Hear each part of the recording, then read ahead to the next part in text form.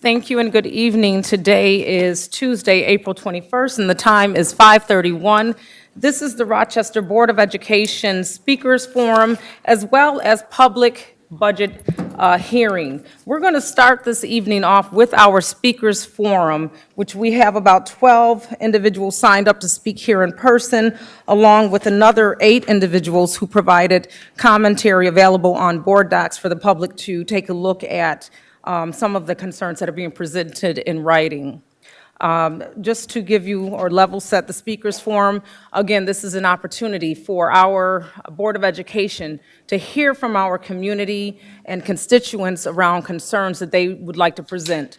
During the speakers forum, we do not respond, we listen, and we take in the information that you are sharing with us. So I'm going to call you up by name, and at that time, each speaker will be given the opportunity to speak for 3 minutes.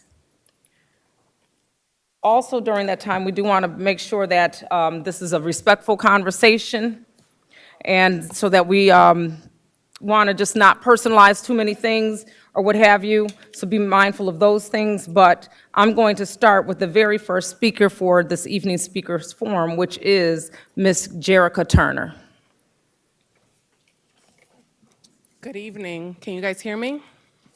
Yes. Good evening, board members, Dr. Rosser, Dr. Alicia, Executive Cabinet, board staff, and to our student rep. Thank you for the opportunity to speak and for listening to what I have to say. I'd like to start off by saying that in this moment, I am not speaking as an employee. I am speaking as a mother of 2 RCSD students, as an aunt to nieces and nephews, as a neighbor to students in the RCSD. And therefore, I am speaking as an invested community member. I am coming before you today regarding the removal of the pre-K3 program at school number 22. And I just wanted to say my testimony and my experience with it.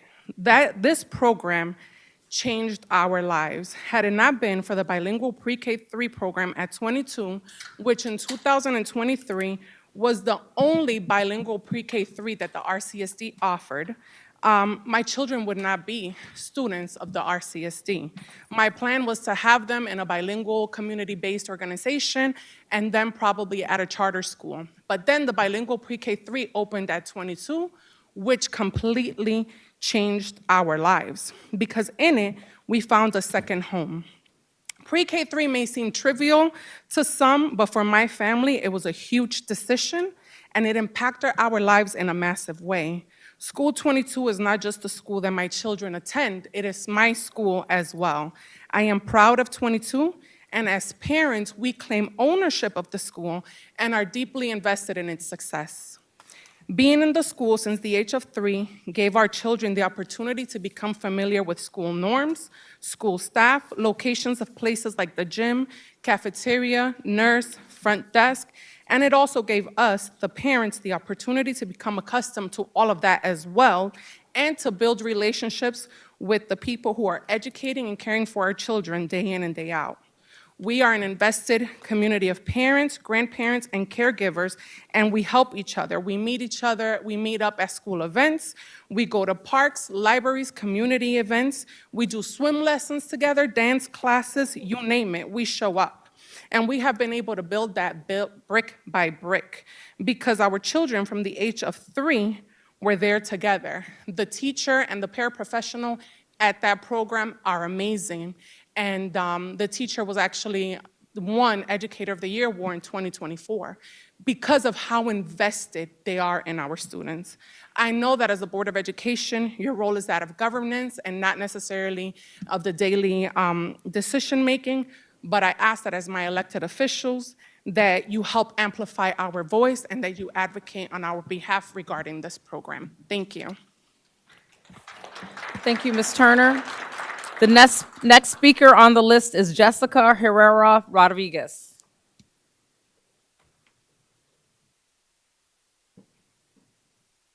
The next speaker on the list is Jessica Herrera Rodriguez. Okay, I see you.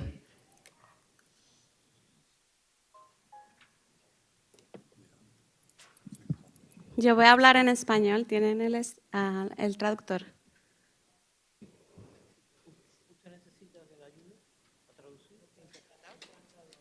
Porque me dijeron que puede ser en español, ¿verdad? No, es fine. Buenas tardes, estoy aquí para hablar sobre el programa de Pre-K 3 en la Escuela 22. Estoy como madre el día de hoy representando a mi familia, ya que ha sido para nosotros chocante la noticia de que lo van a quitar de esta escuela. Mi hija estudió con Miss Polito en Pre-K 3 y para ella fue de mucho beneficio. Mi hija entró sin hablar, aparte que somos una familia que hablamos más español que inglés, y para ella aprendió muchísimo, ya en 3 meses estaba hablando. Ahora mi hijo toca entrar a Pre-K 3 y para nosotros ha sido frustrante la noticia, de verdad nos ha causado mucho dolor porque no sabemos qué hacer porque, número uno, no puedo mandar a mi hijo en una guagua, en un autobús escolar porque es muy pequeño y no habla. Tampoco tienen muchos programas en español. En mi casa solamente hablamos ese idioma y el horario interfiere mucho con nuestro horario en la familia, eso sería un caos para nuestra familia completa. ¿Usted quiere que yo lo interprete ahora? All right, I'm speaking as a mother, and I am very frustrated with the fact that the pre-K 3 is being eliminated. My previous child was together with Miss Hipólito in the program, and it was a blessing to our family. Now I'm going to have a younger child, and we only speak Spanish in our family, so it's very frustrating for us because of the lack of programs, and we don't know what to do with how the child is going to progress in this setting. Y lo del bus, que no podemos poner a nuestro hijo en el bus de la guagua. I cannot put it in the bus because he doesn't speak English, and so we don't know how he's going to get into school. Thank you. Él no habla. No lo puedo He's nonverbal. He's a nonverbal child, so I'm very concerned about that. I'm very frustrated with the whole thing. Yeah? Good. Thank you. Thank you. And because I want to try to set this up so that it's a little easier for you to get up, so I'm going to name or call the names of the next 3 people just so that you're ready and so you know who's coming next. Thank you for that suggestion. And so we have the next person coming to the mic now will be Jasmine Martin Turner. And after Ms. Turner speaks, we'll have Zulika Vasquez, Jabez Turner, and then Arthur Pagan Kemper. And I hope that I said your name right, but the next one to the mic now is Jasmine Martin Turner.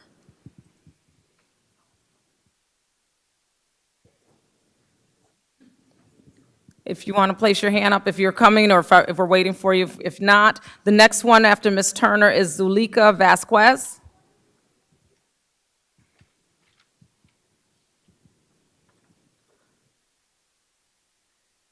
We have Jabez Turner. If you're here, just put your hand up or let me know. I see you, Mr. Turner. Come on up, sir. So after Mr. Turner, who's approaching now, speaks to us, it'll be Arthur Pagan Kemper, Luis Castillo, and Chris Miller. And I think it means Chrissy Miller. It's missing a Y. Thank you, Mr. Turner. Thank you. Hello. So I want to thank you for this opportunity to speak. And I just wanted to come as a parent who has 2 children at school number 22, asking that the leaders of the district not remove the pre-K 3 from school number 22.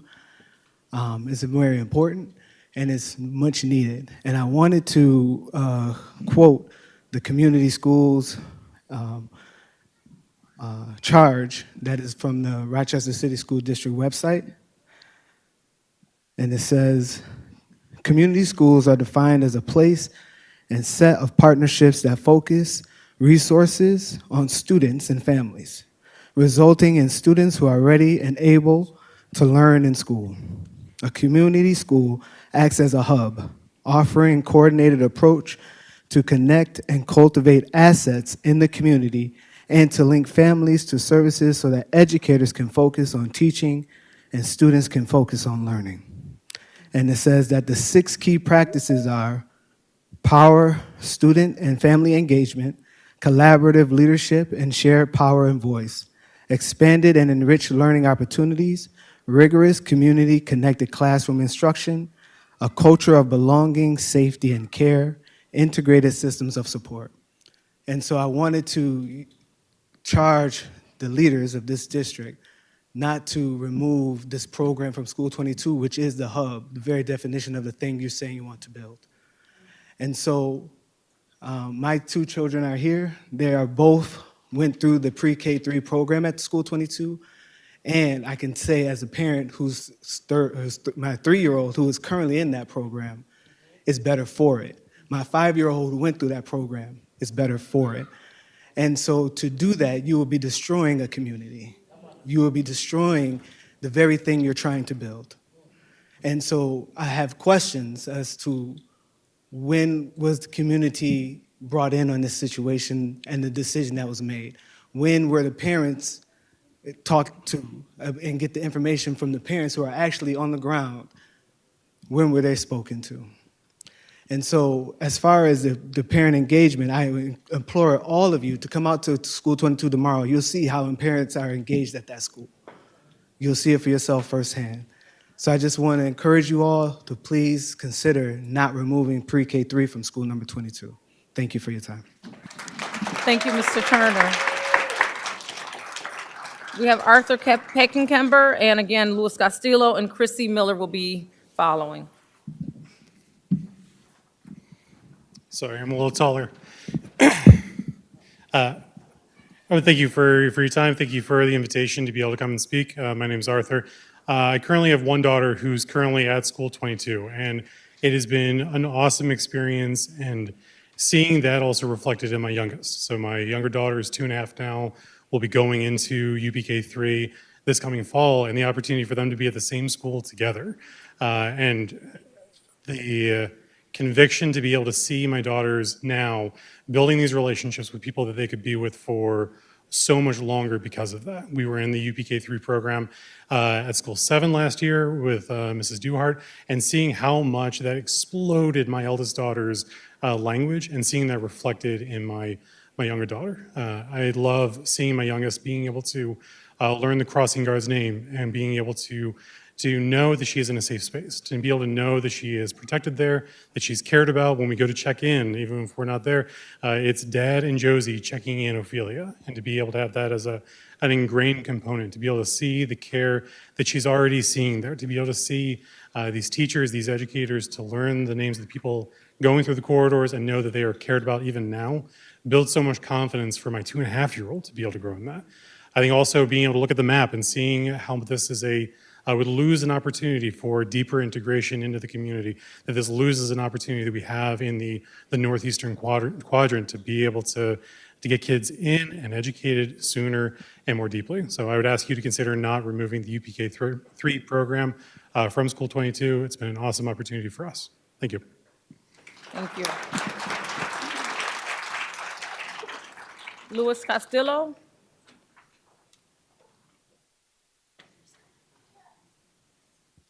If, Christy Miller, I do see you coming on up.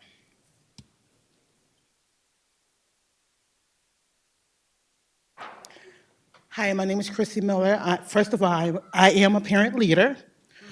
I'm here to actually speak about the lunches. Y'all have to do better than what y'all do. These kids are hungry. Like my child come home every single day running from off the school bus, running inside the house straight to the refrigerator. That's unacceptable. We need better lunches for our kids, healthy lunches at that. We need to be, y'all need to have connections with the community gardens. You need to have chefs come in to give our children better lunches. But not only that, I would like to see, back in the days when we used to be in school, we used to have choices on our foods. Why not bring that back into our school system?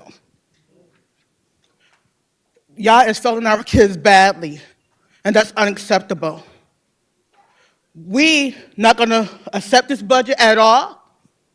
We want to see things change by bringing families, community members, parents, students at the table to look at this budget with you and to vote for this budget the correct way. I am a parent and I'm angry. I'm upset. This should not have to, y'all should not have to damage our children. Our children is already damaged.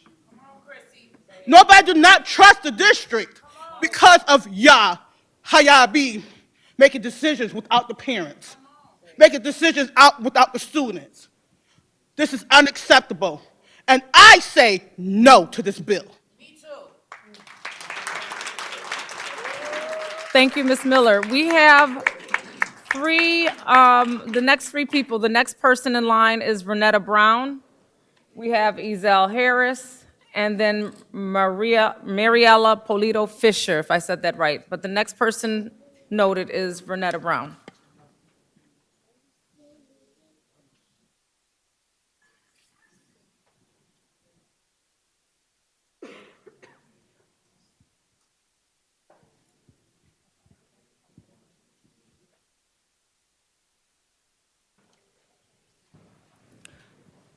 With no Renetta Brown, we're looking for Ezell Harris.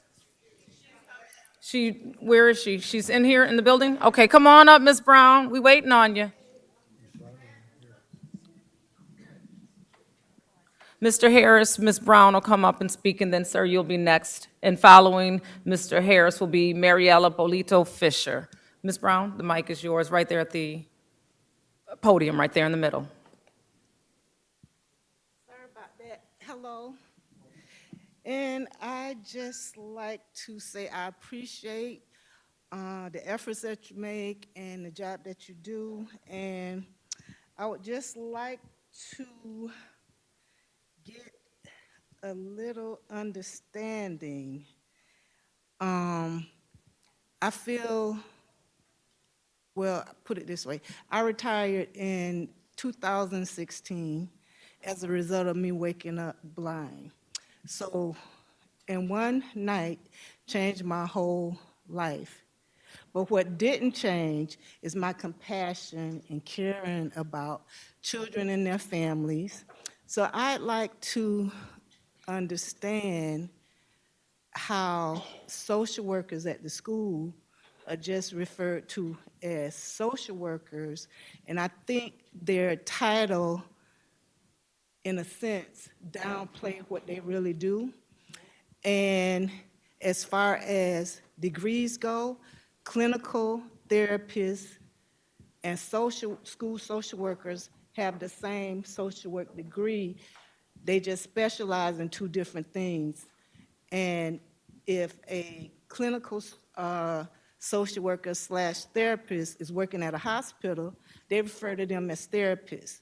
However, social workers at the schools are just referred to as social workers and get confused with Monroe County social workers. I asked when I work about, could you help me get on EBT and associate my role with Department of Social Services.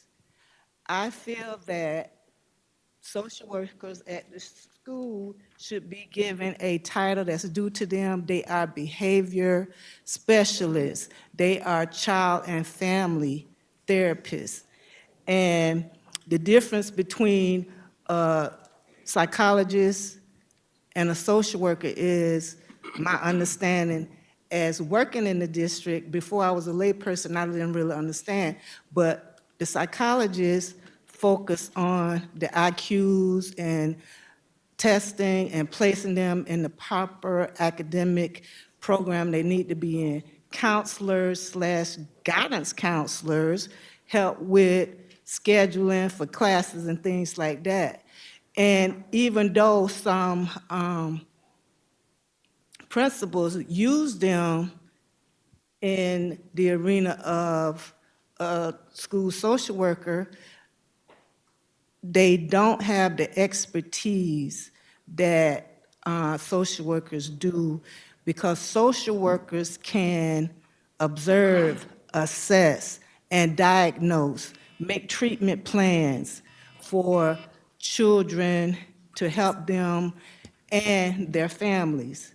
However, it's a misconception that I believe that social workers' jobs can be run by psychologists, guidance counselor, things like that. They could help with regular ed students, but the more severe students with IEPs and things like that, social workers needed, because these students are more and need more long-term care, other than the psychologists and the guidance counselors can provide. So my being here is just to give you all food for thought, and I hope you consider that. Is that my cue to get off? It is indeed your time, your 3 minutes, ma'am, but we do appreciate, and we have heard what you were delineating today. Well, thank you so much for your time. Thank you, ma'am. We're going to ask Mr. Harris. Ezell Harris is speaking next, and then after Mr. Harris, we have Mariella Polito Fisher, and then Persephone, and forgive me, correct me when you come, Persephone, thank you, Modest, if I said that right. Ezell Harris, community activist, disabled veteran. I want to say, first of all, if it's true what was said to one commissioner by another commissioner back in February of 2025, that he used the N-word, I was very disappointed that Commissioner Isaiah Santiago was not removed. Mr. Harris? Listen, I have my 3 minutes, am I correct? Well, no, you're not correct, and I'm going to tell you why respectfully, if you allow Okay. for me to speak. Because at the top of this forum, what I expressed is that we will not personalize our statements, and we will not, then this is an Okay, example so of I should not that. mention the name. So if you have comments to share, you have 3 minutes to share comments, but we will not personalize comments. I won't personalize it, but let me say this much. In 2017, RCSD hired education consultant Julia Elliott to take a look at special education and how students with disabilities are identified and given service that they needed in the efforts. And so this afternoon, I sent you an email, and I posed a question. Has Rochester Mayor, is that all right? Has Rochester Mayor, or can I say that? Okay, has Rochester Mayor Evans ever publicly mentioned being in special education classes at East High School in the 1990s I before believe we're transferring to? personalizing again. So do you have, respectfully, Mr. Harris? All right, so I'm not mentioning that. So I am going to mention the email that was sent to me, and I think that I can. And it was such a angry. This will be the last time, because I want to respect you, and I want to respect your freedom of So- speech. So this will be the I last am not directing. part. I am going to mention to you what the mayor sent to me.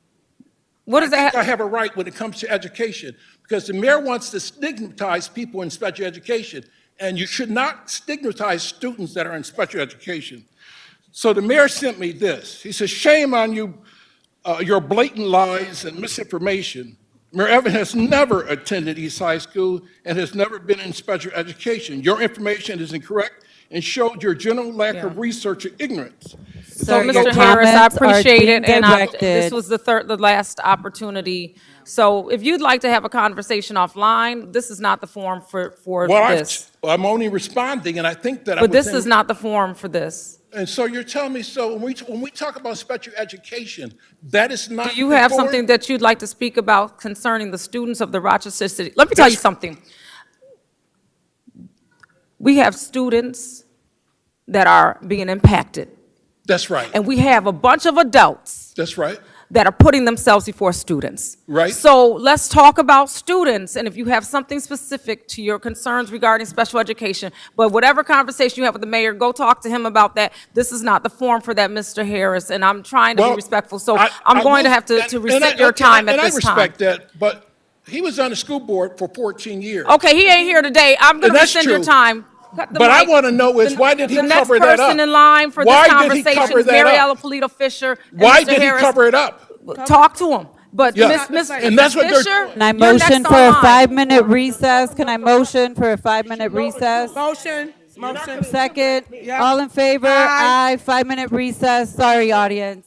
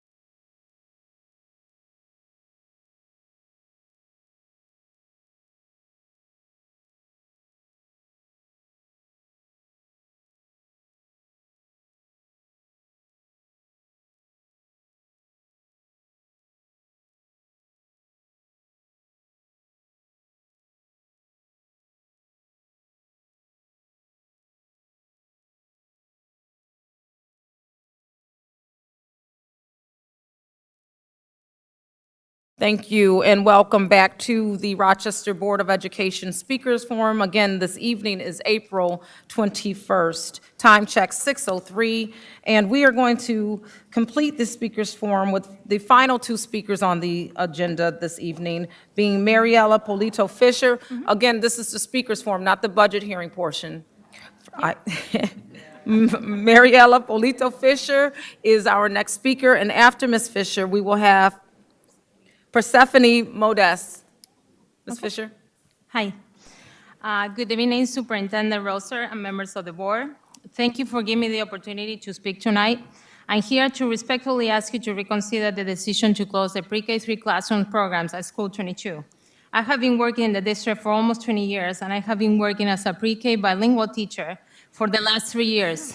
During that time period, I have been able to witness the benefits and positive impact of having this program in our school. This program is not just a convenience for families, it's a foundation for our children's future. Early childhood education plays a critical role in cognitive, social, and emotional development. For many of our students, pre-K is where they first learn how to communicate, collaborate, and build confidence in a structured environment. These are the skills that set the tone for their entire academic journey.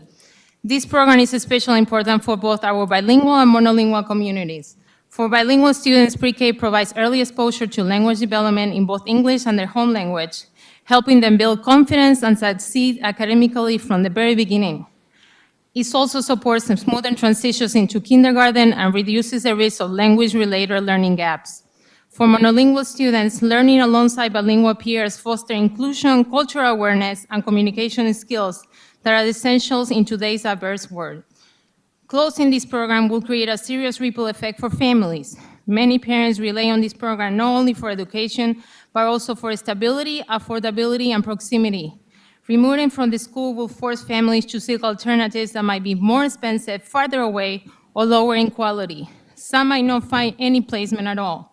This creates stress, disrupts work schedules, and places an unfair burden on working families who now will have to deal with the struggle of having children attending different buildings. Having a pre-K program housed within an elementary school can make a noticeable difference in both the students' outcomes and the overall school culture. In addition, not only provides continuity for children and families, but also creates strong relationships as well as a sense of belonging and community building. I understand that difficult decisions often come down to budgets and logistics. However, I believe it's imperative to find other solutions before eliminating a program that is working successfully well and serves as a cornerstone for so many families in our community. I urge you to consider the long-term impact of this decision. Investing in early education saves resources down the road by reducing the need for intervention and support services later. Our youngest learners might not have a voice in this room, but they're the ones most affected by this decision. And I need you to stand up for them, think about the future, and to keep the pre-K program open at our schools. Thank you. Thank you, Ms. Fisher. And our final speaker this evening for the Speakers Forum is Persephone Modest.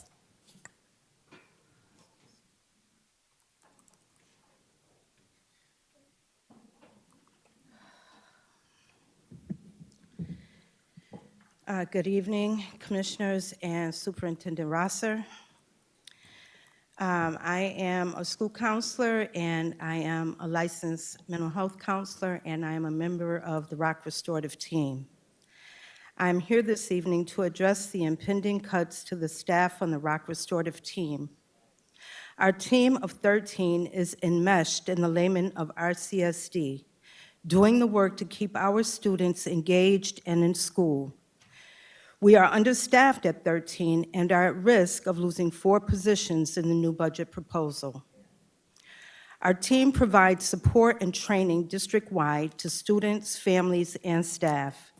We also provide mediations to reduce student conflict and community violence, as well as re-engagements to support students returning to the school community and to be on track for academic success. New York State Education Department recognizes restorative practices as an evidence-based social science necessary for solving conflicts. fostering unity, trust, and connections in classrooms while nurturing strong, meaningful, healthy relationships. Today, New York State Education Department is including restorative practices as early as pre-K as a foundational skill to support the social-emotional needs of our youngest students. New York State Education Department also has created a statewide initiative in conjunction with New York State courts, a restorative justice training that incorporates all restorative principles across the state. Your Rock Restorative Team was part of the first New York State cohort of training and was highlighted multiple times throughout the training. The trainer, Lori DiCarlo, founder of Restorative Edge Consulting, member of the national training team of the University of San Diego Center for Restorative Justice, has provided a letter of commendation to our RCSD Rock Restorative Team. She referred to our team as ahead of the curve and as a beacon of success and an example for other districts. Moreover, school support staff posit the profound impact of our team and the collaborative work with our team's numerous student leadership opportunities that help create structure, advocacy, and commitment.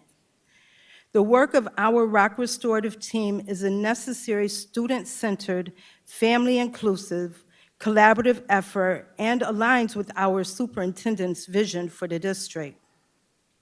What we do is necessary and critical to students, resolving conflict beyond what can be offered in classroom management and the school standard SEL supports. We do not need our positions cut, we need people added. Thank you for your time. Thank you, Ms. Modest. That concludes our speakers forum for this evening. At this time, the same respect given to the speakers forum, we will be extending to the public hearing concerning our budget, which we have a number of speakers signed up for this evening. And we recognize that only a short while ago, we were waiting for 2025 to be ushered in and the things that came with it, and we are seeing the evidence of those very concerns coming in across school districts, especially urban school districts here in America. I do want to level set before we enter the speakers forum, and we will not be adjusting any time. We are going to make sure that everyone has the full 3 minutes that they were allocated, and we have about 40-plus speakers speaking this. We're going to be here for a little while, and we're going to be hearing some good information from our community. Before we move into that, I do want to just allow for the superintendent, Dr. Rosser, to share some updates with you to level set, and then we will enter the speakers forum so that we can hear from you. Superintendent Rosser? Yeah, thank you very much, Board President. So I'm glad that everyone is here this evening. This is a perfect opportunity for us to hear, of course, from our community concerning our preliminary budget. And I reference preliminary budget because our budget is still not finalized. It's good seeing everyone here. This actually demonstrates your commitment to the Rochester City School District, more importantly, your commitment to our children. Tonight is an important part of our budget process because it gives the board and myself an opportunity to hear directly from our community. I started our budget process earlier this year in November, seeking input from members of our community around their priorities, and we, of course, have been working very hard and diligently to make sure that we can follow through with those things that individuals have shared as their priorities. I do need to acknowledge that at the start, that this has been a difficult budget process. As mentioned, our budget remains preliminary because the final state action has not occurred. The state should have, by legislation, approved this budget by April 1st. Here we are, April 21st, and we're still awaiting to hear what the final allocations will be for the Rochester City School District, as well as the other 700-plus school districts across the state of New York. At this time, Our preliminary budget reflects the district's best and most responsible planning at this point in time. I do not expect that the overall direction of the budget to change significantly. What may change, depending on the final outcome in Albany, is whether there is room for targeted adjustments in areas of greatest need. I also need to acknowledge that we have heard concerns that have been raised over the last several weeks and prior to that about the proposed reductions. Those concerns are real, and they come from people, as demonstrated this evening, who are deeply committed to our children and want the best for our children. Since the release of the draft budget, we have been awarded $4.9 million in grant funding, which in part has allowed us to continue to finalize our budget. We have reinstated, which is not seen in the budget book, because the budget book was published on April 7th. But we have reinstated 15.5 social workers and 4.4 school counselors to date. After the first budget deliberation, I directed the executive cabinet to take an even deeper look across our organization to identify additional efficiencies, and they have identified revenue that will fund, at this point in time, 18 home hospital teachers. I want to reiterate that this budget book was published in the absence of a finalized state budget. So while this proposal reflects the more responsible planning we can make with the information available today, it is still being presented in a funding environment that is not final. As additional information becomes available, we will continue to review the full picture and determine whether or not further adjustments may be made once we get additional information from our state. Tonight, more than anything, is about listening. We're here to listen. We know many people signed up to speak this evening, and we appreciate every person who took the time to be here and to participate in this process. I thank you for your continued commitment to the students here in the Rochester City School District. And I encourage all of us that as we are fighting for more funding for us to join our local delegation in their fight in Albany, to make sure that the Rochester City School District has additional funding. In addition to that, I also encourage all of us to make our voices known when it comes to voting for individuals at the federal level. We all recognize that at the federal level, that the blatant attempt with defunding public education is having serious impacts on school districts across this country.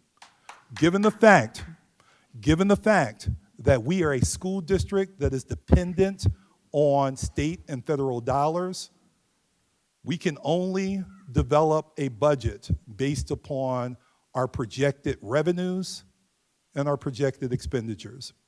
So our fight should be a collective fight to make sure that more revenue is coming to Rochester. And I can share with you that our local delegation is very much supportive with making sure that monies that we need to educate our children will be received here in Rochester. However, they need our support. They need us there articulating what they're articulating to us. So we look forward to hearing from our colleagues in this work, our parent leaders, our students, our staff members, all the above who are very much vested in the needs of our children. Thank you very much, and we can get started with our speakers this evening. Thank you, Superintendent Rosser. And similar to the previous forum, for this evening, the public budget hearing, each speaker will be allocated 3 full minutes to speak.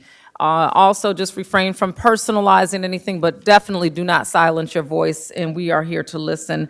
I'm going to use the same fashion or format by calling up the next 3 names so that you're prepared and ready, starting with Ms. Jayana Bird as the first speaker, Following Ms. Byrd will be Sophia LeBron Williams, and following Sophia LeBron Williams, we will have Eva Wood. Ms. Byrd?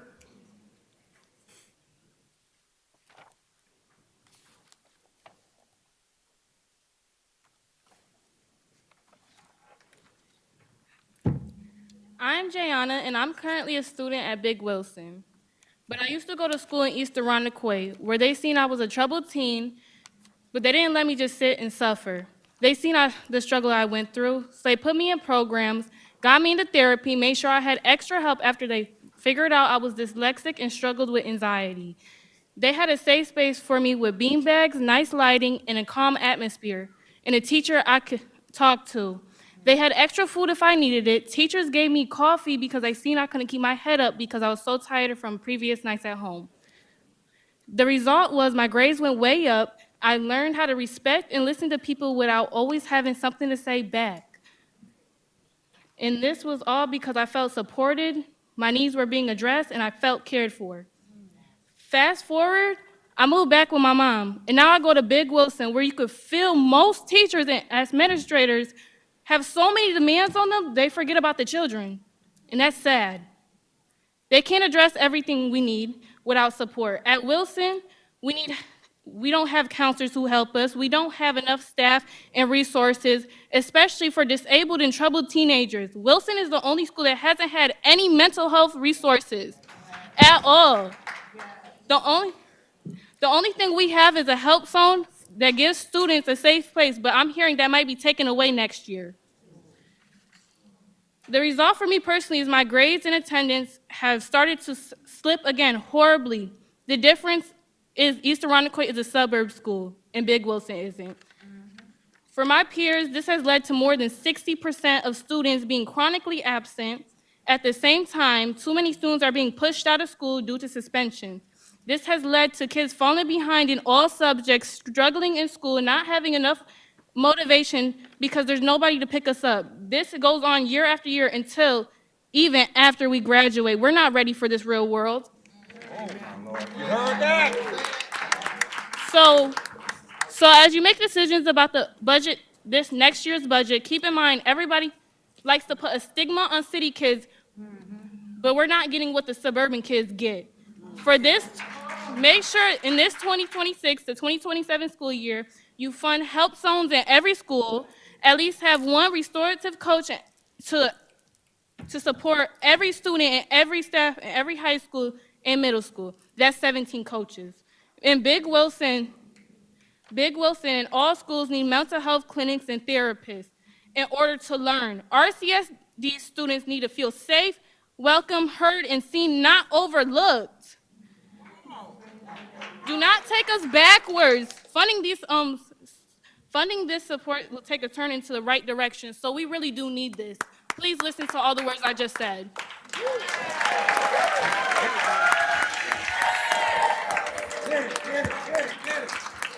Who says city kids ain't dope? Go ahead, Ms. Byrd. Thank you very much. We have the next speaker, who is Sophia LeBron Williams, followed by Ms. Williams. We'll have, I have Eva Wood. Hi, all. My name is Sophia LeBron Williams. I am a 9th grade student at School of the Arts, also a daughter to Commissioner LeBron. This was supposed to be an email, but I'm emailing the Board of Education, hoping this is getting read out loud at the school board meeting today, to speak up about an issue that I've been hearing all week, even on the news station and morning radio, that no child in the district wants to hear. I quote, "The district is planning to cut off 45 guidance counselors." When I heard this, let me tell y'all how my mind went all over the place. But the one question I'm asking is, what about the kids? The district claims that they want to help kids and fix school and have better attendance. Try for 5. That's your guys' slogan, right? Well, a lot of kids come to school to escape from home, and when they go to school, a lot of these kids have counselors at school that they go to talk to and help these kids stay on track so they can try for 5 and fix up your guys' horrible graduation rate. Don't say that they can just afford another one out of school, because a lot of these kids need help, not just mentally, but financially. And when they go to school, they have some type of free resource. Now I know you guys don't want to hear a student saying this, but honestly, y'all all need to get it together. I mean, at this point, it sounds like you guys come to the meetings and do your job for the money. It's every time I come to the district or listen to a meeting, via live YouTube. It's not about helping the children. But every single one of you guys claim you guys want to fix the budget every meeting or help children. Every single meeting, that's what the topic is about. I mean, not only are you messing up the kids with this idea of cutting off 45 counselors, you guys still ain't pay all those teachers from months ago. This has been going on for too long. And honestly, whoever votes yes on this whole concept of cutting off free resources for kids going through mental illness is disturbing. Didn't we have a lot of mental health issues last school year? Honestly, I feel like you guys don't do enough to fix that issue. Now that I expressed my emotions for this upsetting decision that the board is trying to make, let me help you guys understand other people's feelings. Today I interviewed 5 people, 3 adults, 2 students. Each question was the same. How do you feel about the district trying to cut off 45 counselors/social workers? The first adult said, honestly, I'm upset because what they do is take away the good counselors, the ones who actually care about the students, and replace them with the people who don't care. Another adult said that this is upsetting because the district only cares about fixing the budget and not children. One child said that they're sad because what if she doesn't have nobody to share her emotions with that she's going through at home? Another adult said, my job is to support students who are struggling with social and emotional issues. I have created over several safety plans to support students. They need to know that they have trusted adults they can come to with their problems. Now, if you ask me how I feel sad because I went through a lot of mental health stuff, and even though I can talk to my supportive mother, talking to somebody new that supports me at school helps me get through the school day. I'm also here on behalf on another counselor at School of the Arts because they cannot make it, but I will speak for them. Oh, there you go. Thank you. Thank you. Thank you, Ms. Williams. Our next speaker on the list is Eva Wood. After Ms. Wood, we'll have Tracy, and then we'll have Melissa Melendez. Followed by Melissa Melendez will be Pablo Sierra. Ms. Wood? Good evening, everybody. Commissioners, superintendent, parents, and community. I'm speaking for all of us to all of us. My name is Eva Wood, and I am a parent leader. I'm here today to demand a change to the mental health care which is accessible to all of our children in school, or should I say unaccessible. Mental health care is health care which in RCSD is provided to students through the Home to Hospital program. Health care which is provided by frontline social workers.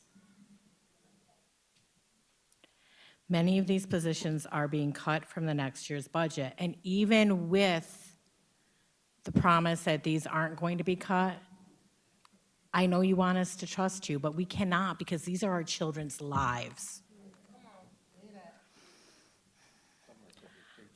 On the heels of the tragedy that happened last March at School of the Arts, where my child graduated and now her children are attending school, where a child committed suicide in school during the day, where my daughter called me so upset because we don't let our kids have cell phones because that's not good for them.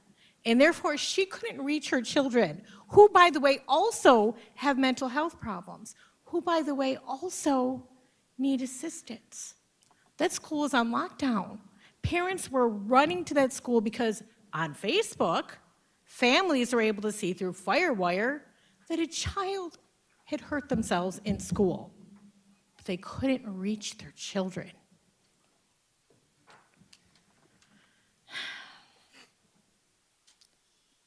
You promised a year ago that you would do better for our kids after that loss. You promised to come together, and I know there's commissioners on the board who are new to the board because of that loss, who promised to stand for mental health, and I believe them. I need all of us to come together because our children are not a line to cut. They are not a line on your budget to cut. Since 2018, the leading cause of death, the second or third leading cause of death amongst young children is suicide. Since 2018 across this country. And you know what? Yes, there are problems federally, but we are built on a government that says when the federal government can't take care of it, the state government can. Who's taking care of our kids? 12%, okay, so So on your risk behavior survey, 12% of the girls in your last risk behavior survey had made a plan to commit suicide. There's so much more to say, and I know you already feel it. Thank you. Thank you, Ms. Wood. Following Ms. Wood, I have the name Tracy. Again, after Tracy, we have Melissa Melendez, and then Ms. Melendez will be followed by Pablo Sierra. Tracy? Hi, I am Tracy Heater, and I am a parent. I've had 2 children in home instruction, and I'm here about that, which home instruction is what catches all the kids who can't and don't and break and need something special. I'm here for my kids, and I'm here for all the people who can't be here and are not able to be here to speak. And one of the kids, the young lady they were talking about, was actually a friend of my child who is in the program. And her mom asked me over and over how to get into the program. The home hospital instruction is not a convenience. It's not an easy option. It is not something families casually choose. Home hospital instruction is something that is the last resort. It's either you're too ill to come, you're too mentally ill to come, your behavior is a problem, and you just can't be in school. You are on maternity leave, your emotional problems are too severe to handle that kind of thing.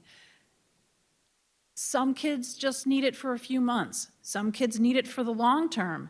It is not easy. You have to put out packets to the entire community and all the services available to get rejected from all those before you can stay. And some kids are just waiting to be placed in a program, but the programs are like hen's teeth. Many of these families, it's the last stop. And for my kids, it was the last stop. None of the programs would accept them. And they've tried every option. And yet when students arrive here, they are not treated like this is the end of the road. They are treated with dignity, and that dignity matters. These people in this program, and you should not change a single one of them, treat these kids like they really matter. They show up for them every day. They bring hope and joy and a future. My one kid would have just aged out of the program. They'd have just stopped going. And we know during COVID they didn't do any of the remote stuff, but my other kid probably would have ended up the same way as the one we just discussed, because they were going down that road and they'd been in partial and everything else.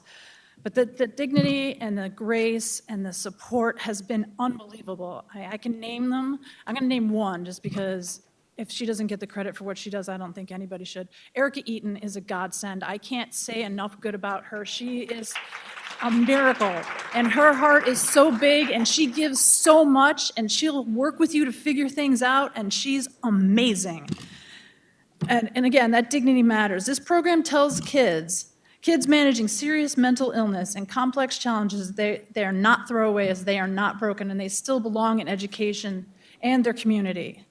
I've seen firsthand the team behind this program, the educators and the staff who go beyond basic instruction to truly meet these kids' needs. We do have a state obligation to these kids. They are entitled to a free and fair education, so to take it away is problematic. Thank What you. are you going to do if we take it away? Thank you. Melissa Melendez, followed by Pablo Sierra.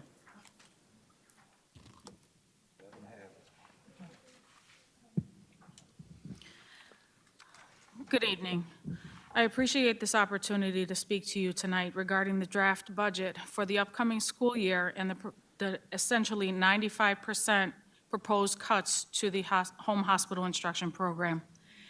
My name is Melissa Melendez, and I am a parent of a high school student currently enrolled with the placement of this program specifically on her IEP. She has had several hospitalizations since the fall of 2021, half of which exceeded 50 days. The sudden onset of her condition began at the age of 13 in the beginning of her 8th grade year. Before this, she was able to participate in age-appropriate activities. Within the last few years, she had had significant periods of time where she required full assistance with her activities of daily living, A good portion of her time was spent isolated due to her condition, and she was homebound. One-on-one instruction in the home was the only way she could get her education. We attempted to reintegrate her into a highly specialized school setting and was unsuccessful. She was in the building less than 15 minutes alone with signs of distress became very apparent. Following this visit attempt, she had another extended hospital stay. Each time she was discharged, she needed to be retaught material. She suffers from both short and long-term memory loss. Her cognitive and academic functioning had declined. Due to her varying condition, she cannot be placed in a school building and expect to be successful or well. She is a very young 18-year-old due to her many health-related challenges in her life. She is a 12th grader on paper. However, she will need 1 to 3 additional years to achieve her high school diploma that she is motivated to earn. My daughter gets individual counseling services twice a week from an amazing social worker, same one. Her guidance counselor in the program has met with us and is tracking and monitoring her path to graduation. The teachers and social worker all have been carefully handpicked by a staff member of this program with her needs and complex situation in mind. The staff go over and above and beyond and are invaluable. They have seen her through her hospitalizations, her constant fight to get her education, even when she couldn't communicate verbally. They learned what my child needed and how to communicate in ways with flexibility. Every single child deserves and is entitled to an education with certified teachers. It is their right. The children in this program require one-on-one instruction and are unable to attend physically in a school building for valid reasons. Without this program and its highly skilled staff, my daughter would not be able to graduate high school. Working independently. Okay. Respectfully, please reconsider this program. Thank you. Pablo Sierra is coming up, and following Mr. Sierra will be Angela Colon Rentas, Candace Williams, and Rebecca Hetherington. Good evening, members of the board. Dr. Rosser, thank you for this forum. We have so much to talk about. I want to speak up for the need to maintain the pre-K3 program at School 22. I'm supposed to be the president of the Bilingual Education Council for the district. And it's very hard to understand how such a program could be on the chopping block. We understand the benefits of bilingualism. We understand cognitively what it does for our kids. We know that it improves their life expectations, their work opportunities. And we know that it has to start early. The younger we start, the better our kids are with language acquisition. What the parents at School 22 have described is a community that's thriving. It's a community that is excelling. It's a community whose children will reach and succeed with the seal of biliteracy in 12 years' time. But it can't happen if we cut it off right now. Right? So we want those metrics. We want to raise the graduation rates for our English language learners, for Hispanic students, for Black students, for white students. And if we eliminate that program now, that goes down the drain. So I'm going to ask you, I'm really going to implore that you reconsider the long-term consequences of a move like that. And I want to connect the dots to something else. A couple weeks ago, we had a wonderful celebration at East High School, where we celebrated 2 remarkable students that just earned the seal of biliteracy. And we celebrated them, and we think this can be expanded, and we think this can be rolled out to junior high schools, right, to middle schools. We're gonna have a junior seal of biliteracy. We can't have a junior seal of biliteracy without the pre-K3 kids learning now. And the last thing that I would implore you to reconsider is what's going to happen to our building leaders who are serving bilingual kids when you have assistant principals, school principals that can connect directly without an interpreter to those families. Those are better schools, those are better communities. So we can't remove APs and principals that are doing the work and the languages that our communities need. I would ask you to please reconsider, and I look forward to working with you in the near future. Thank you. Thank you, Mr. Sierra.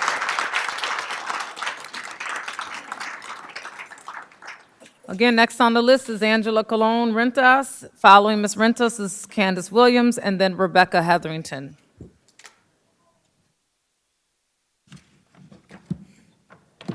Good evening.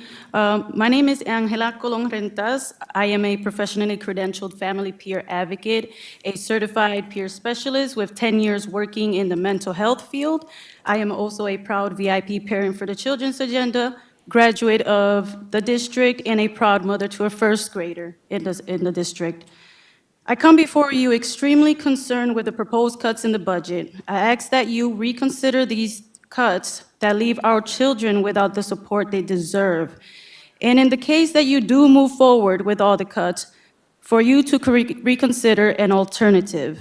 With that in mind, I am asking you, Dr. Rosser, the board, to formalize and fund a pyramid peer-to-peer mentoring model within the Rochester City School District, starting with high schools. Unlike traditional adult peer-led programs, this model utilizes our greatest untapped resource, our students, to create a self-sustaining leadership pipeline instead of the school-to-jail pipeline we inherited through redlining.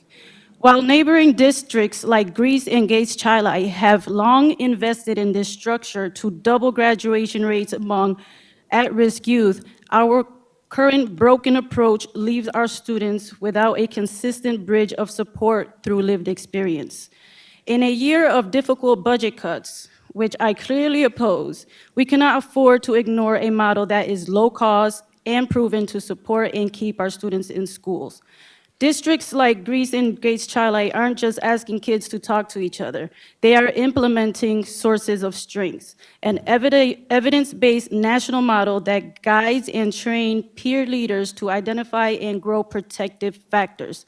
By missing this support and professional guidance, the Rochester City School District isn't just losing out on graduation points, we are losing out on a scientifically backed method to reduce student suicide while also improving mental wellness and school climate through peer-led social networks. For less than the cost of one district administrator's salary, roughly $73,000 to $80,000 total, we can launch this model in every single high school in the district. Now compare that to the millions we spend on outside contractors and downstream reactive crisis management. Another way to put it, if this program prevents even 3 students from dropping out, the state aid we will keep will have already paid for the district's implementation.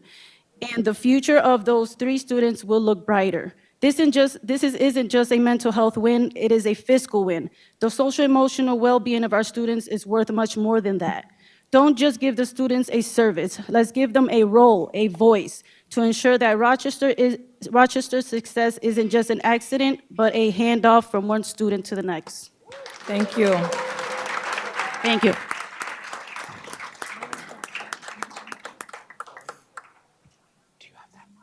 Candace Williams is next.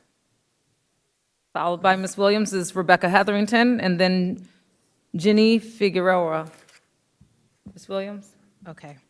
Hi, everyone. My name is Candace Williams. I'm here as an RCSD grad and also a parent. My son goes to School 53, and I'm also here representing the Rochester Food Policy Council. On behalf of our community's most precious asset, our children, the Rochester Food Policy Council urges you to fully fund food services and to avoid any decrease in funding, especially to budget line 5410, food for resale and provisions in the budget cycle. At a time of rising food supply and labor costs, maintaining and strengthening current investment levels is essential to protecting student health, academic success, and fiscal stability. Adequate and sustained funding would allow the district to improve school meals by participating in the New York State Farm to School program, utilizing scratch cooking, and formally establishing the Meals Advisory Committee already cited in the current district wellness policy.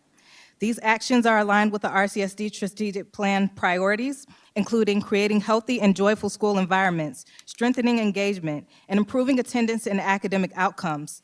RCSD serves about 20,000 students, nearly 60 of whom are economically disadvantaged.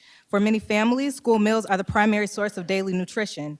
While our district provides meals at no cost to all students, food insecurity does not end when meals go uneaten due to taste, quality, or cultural relevance. When students skip meal, hunger persists, and its impacts on focus, behavior, and mental health and attendance remain. This issue is urgent, given ongoing attendance challenges.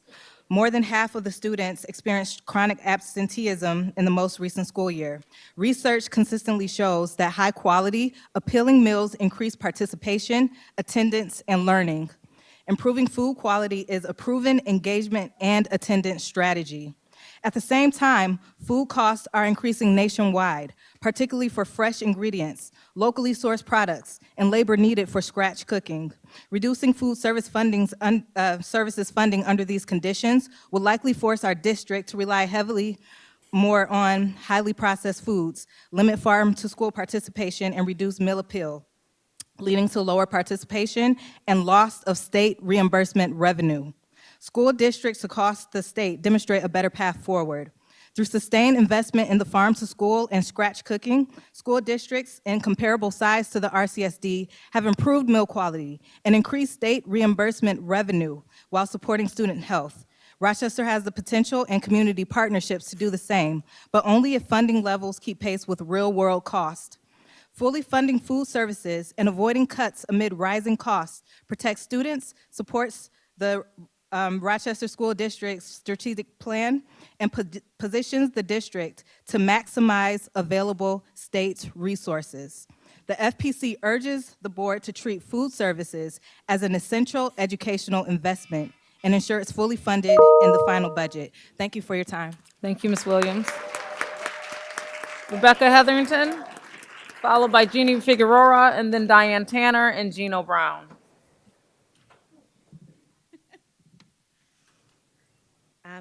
Good evening. My name is Rebecca Hetherington, and I'm the mom of 3 students in the Rochester City School District. I served as a parent representative on the Finance Committee for 2 years and worked to create, grow, and run the district-wide parent group PLAC for 5 years. My journey with PLAC began because the superintendent decided that the state would pay what was duly owed to the district and didn't. Instead, the result was budget cuts a week before winter break, laying off hundreds of new teachers, transferring thousands of educators across the district, disorienting students, and putting the thousands of parents who came to talk about it in their place out of the conversation, which is where we remain. The move to cut the home hospital department without a plan for where these students will be supported is irresponsible at best and a trap that could result in the exact same events occurring. It is the understanding of parents of children in special education that there will be extreme changes next year, adding educators to classrooms that were consultant teacher models and increasing staff across the district and bringing many students back from BOCES. While the compensation line on page 110 is notably increased, my concern is that the cost to obtain these educators is much more extreme. You currently have special education classrooms in the district that have been without New York State certified special education teachers this entire school year. And if you can't coordinate the current year, increasing will only hurt our most vulnerable students. I have 3 children who live in my home and are enrolled in RCSD. We aren't supposed to talk about other people's kids, but they're all mine. 30,000 in this city and 20+ thousand that attend school daily in RCSD. We all hold their futures in our hands. They will never again be their current ages, in their current grades, or have the opportunity to learn again in this moment in time. This is their lives. The district lacks a gifted and talented program. One of my kids is 2 grades ahead and hasn't been in a classroom since November. The administration of the school building failed to report the absences to the district level, to no-show, to medical, nowhere. While our family was focused on the care of our son, it took until March to get anyone in the district. the nonsense of dealing with people who shouldn't be in positions of power, that everyone knows, rolls their eyes, sucks their teeth at the very name of these people. The district knows these people making six figures while our kids can't even have enough support in the building. And everyone in this room thought of someone similar or different in that statement. Because we all know. You are the only people who can make the changes that need to be made to best support our students. It doesn't matter to students that you go to the same church, or you belong to the same fraternity or sorority, or you share a cousin. We don't name names, but maybe we should. Dozens of grown adults, I have one sentence, I'm sorry. Dozens of grown adults who may have started out with the best of intention, but now cause active harm, and you pay them to do it. These people violate code of conduct. Thank you. Thank you. Thank you, Ms. The next speaker on the list is Jenny Figueroa, followed by Diane Tanner, and then Gino Brown. After Mr. Brown, we will have Vernetta Brown. Jenny Figueroa. Good evening. Okay, thank you. I join this conversation virtually. Okay, we Good can hear evening. you. I joined this conversation virtually, and thank you for allowing me the opportunity to speak to the board and the superintendent. My name is Janai Figueroa. I too am a graduate from the Rochester City School District, and I'm a proud mother of two amazing Afro-Latinas who, one of whom has also graduated from the Rochester City School District, and another who's currently a freshman in external ed. We have attended the School 12 OLA program, school number 58, and now as an external ed parent with a student diagnosed with dyslexia, auditory processing delays, and significant anxiety and depression. I want to shape this conversation around complex trauma that is characterized by one traumatic event or multiple repeated traumatic events that happen in childhood. Have you considered the children impacted by trauma daily? Since 2020 alone, families have observed family members die from opioid addictions, shootings in front of schools, mass shootings, domestic violence, social isolation. Significant number of families are underhoused or unhoused. Food insecurity and learning loss has its own impact on students' ability to have academic success. Have you considered, in addition to that, the fears families are currently experiencing in relationship to ICE strategies and changes in healthcare access for appropriate needs? Our students attend schools in an effort to have a safe place to attend, to meet all of these myriad of needs, but primarily to be a part of a community. Our schools deserve social workers, counselors, and a number of individuals who care about them. Our students deserve access to consistent adults, not just an adult, but adults who know their families, who understand their stories. Have you ever participated in any therapy session? It's real hard to talk about the things that have impacted you and have shaped who you are. Our students are still growing past the impact of 2020.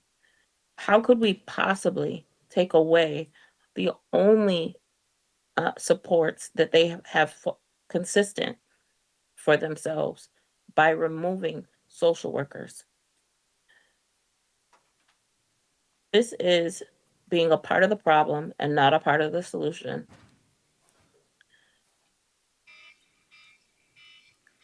Thank you, Ms. Figueroa. Thank you. The next five speakers on the list, again, Diane Tanner is coming next. After Ms. Tanner is able to speak, we'll have Gino Brown, Vernetta Brown, Melanie Funches, Ana Ramos Benitez, and then Sarah Taylor. Ms. Tanner? Hi, Hi, good evening, everyone that's on the board. The reason why I'm here, I'm a great-grandparent, and I have a granddaughter. She went to early intervention school 33, and she still goes there, and the speech is excellent. I'm coming here for the school meals. We have to check her book bag every day because the food that she does not eat is in her book bag because she said they don't like it. Thank God she has a family that we do send different foods to her. But what about the other kids that don't have a chance to eat? She said, I shared some with so-and-so today. But it's not fair to the rest of the children. I just want to let you know the cuts of the 10.6% of the workforces, the budget reduced by $2 million, 7.6%. Low reimbursement rates, that's what y'all was saying. The low reimbursement rates means low food quality. Ours, the Rochester City School District relies on the federal and the state for reimbursements. The reimbursement, for the Rochester City School District, it will improve the meals, the quality, the maximizing the reimbursement, supplementing on the food service funding, the need, and this is a demand. $3 million in supplementary funding for the food services to improve meal qualities and the variety of the meals that you give our children. 2, work with representatives, committees of parents and students to come up with a meal plan. The idea is to use the $3 million. I heard they say you got $3 million. Y'all can give a $1.5 million that more to the food services for these here children. It upsets me. I go get her early from school. She goes there from 8:45 to 2:45. So all day, most of these kids aren't eating because they don't like the school lunches. When I bring her to my house, I pick her up on Monday, Tuesday, and Wednesday. She wash her little hands, Grandma, I need my snack. Then she said, did you cook chicken wings? She's eating. When I pick her up a lot of days, they go, she's asleep. And this is at 1:30, 1:45. They're going to sleep hungry. So what I want Rochester City School District, when I was going to school back in the days, we had hot meals, breakfast, lunch, and then we had a snack to bring home. It's not fair to our babies. It's not fair to the parents that can't afford to have an extra snack in the bag for their children. These are little kids, 3 and 4. The only thing that I like is with the early intervention, she's speaking. So what we're doing for next year, she's going to a different school. Not just because of the food, lunches and everything, because I know I was going to be cut off, I was but I gonna just let want you finish y'all your to know last sentence. We want part of that $1.5 million. That Okay, well, come talk to me. Thank you so much, Miss Tanner. The next speaker is Gino Brown. Again, that'll be followed by Vernetta Brown, Melanie Funches, Ana Ramos Benitez, and then Sarah Taylor. Mr. Brown? All right. All right, thank you. Thank you, everyone. My name is Gino Jamal Wali Brown. I am the community campaign organizer for the Rochester chapter of Citizens Action New York, Educational Justice Department.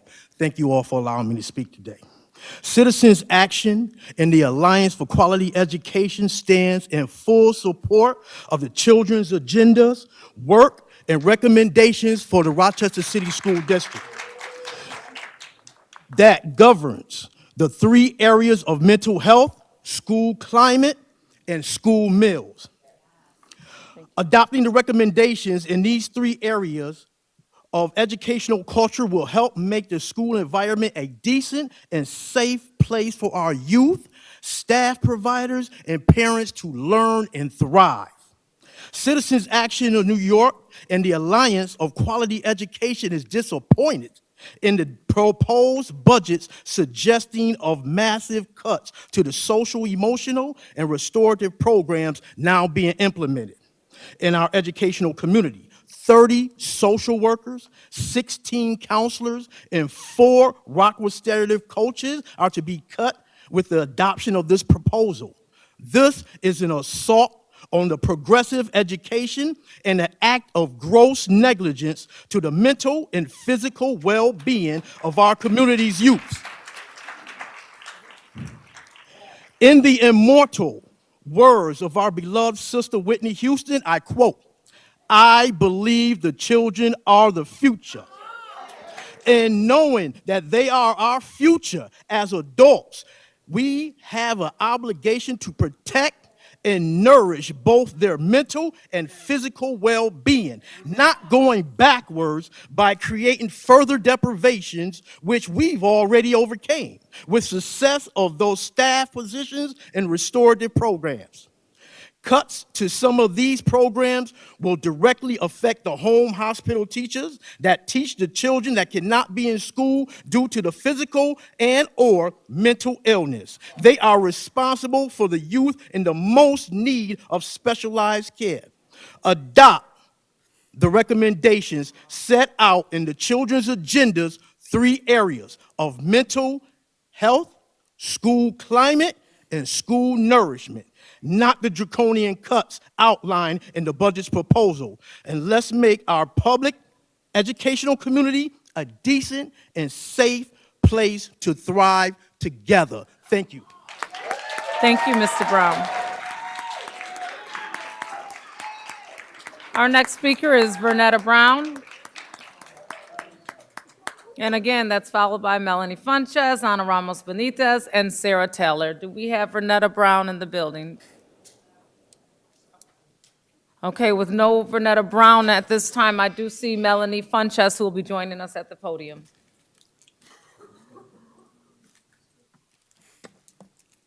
Give me 1 second, I'm setting my own timer.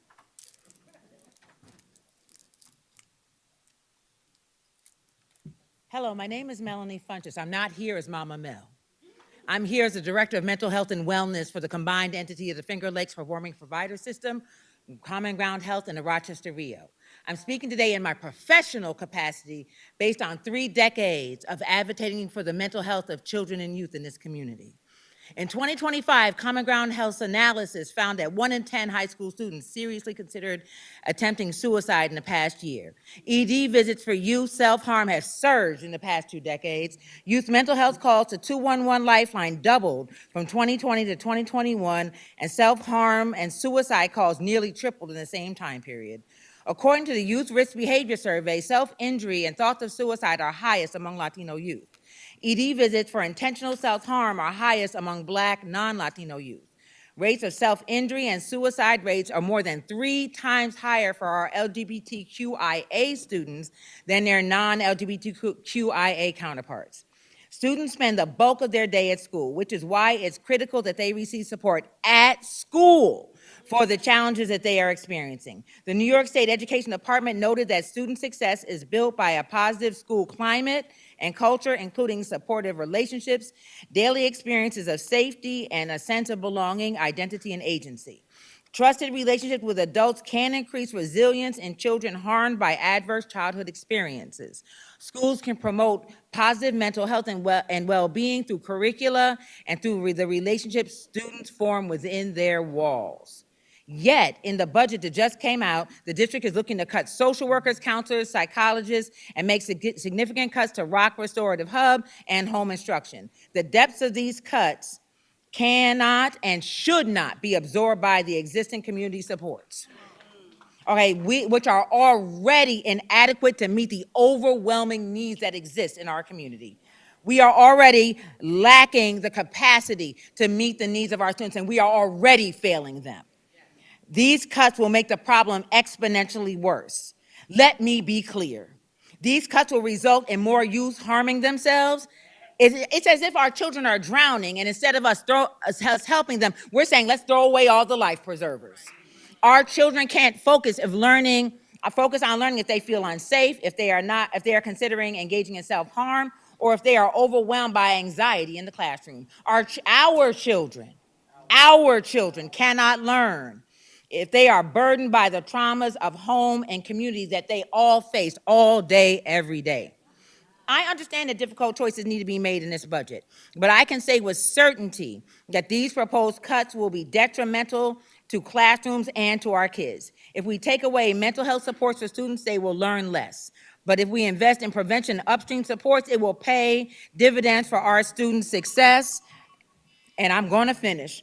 For our students' success and our report identifies several broad-based strategies that can help our students. Thank you. And I'm going to finish. Well, How do thank I you. man? I must stop because I I'm have gonna, one I'm thing gonna to say, give and it's you most important. to I'm the going to last leave you with the sentence. words of a local teen with a history of self-harm. How do I manage my depression? I listen to music, I draw, I write. I keep anything to keep my mind stable. I had done self-harm before and hadn't shared it with my mom, but she finally noticed. I promised her I would stop cutting. I want to go back to Okay. my old self. Budgets are moral documents that articulate our Respectfully, values, Ms. and caring for Funches, our kids is a district thank responsibility. you. It must be your district priority, Now, demonstrated through I your don't want to budget call for a decisions. I recess, have but, left for you okay, copies recess. of our Okay, reports. okay, calling for Can I one. call for a recess? Yes, thank you. Yeah, I'll call for a recess. I know what this is. I'm leaving with you get it, copies of our reports so that you will have the information to The know next speaker how on the to do list this. is Ana Ramos Benitez, followed by And Ms. none of that should Benitez be is going to be happening. Sarah Taylor. I have Azell Harris again, but I'm not sure if he's still here, and then Troy Schroeder.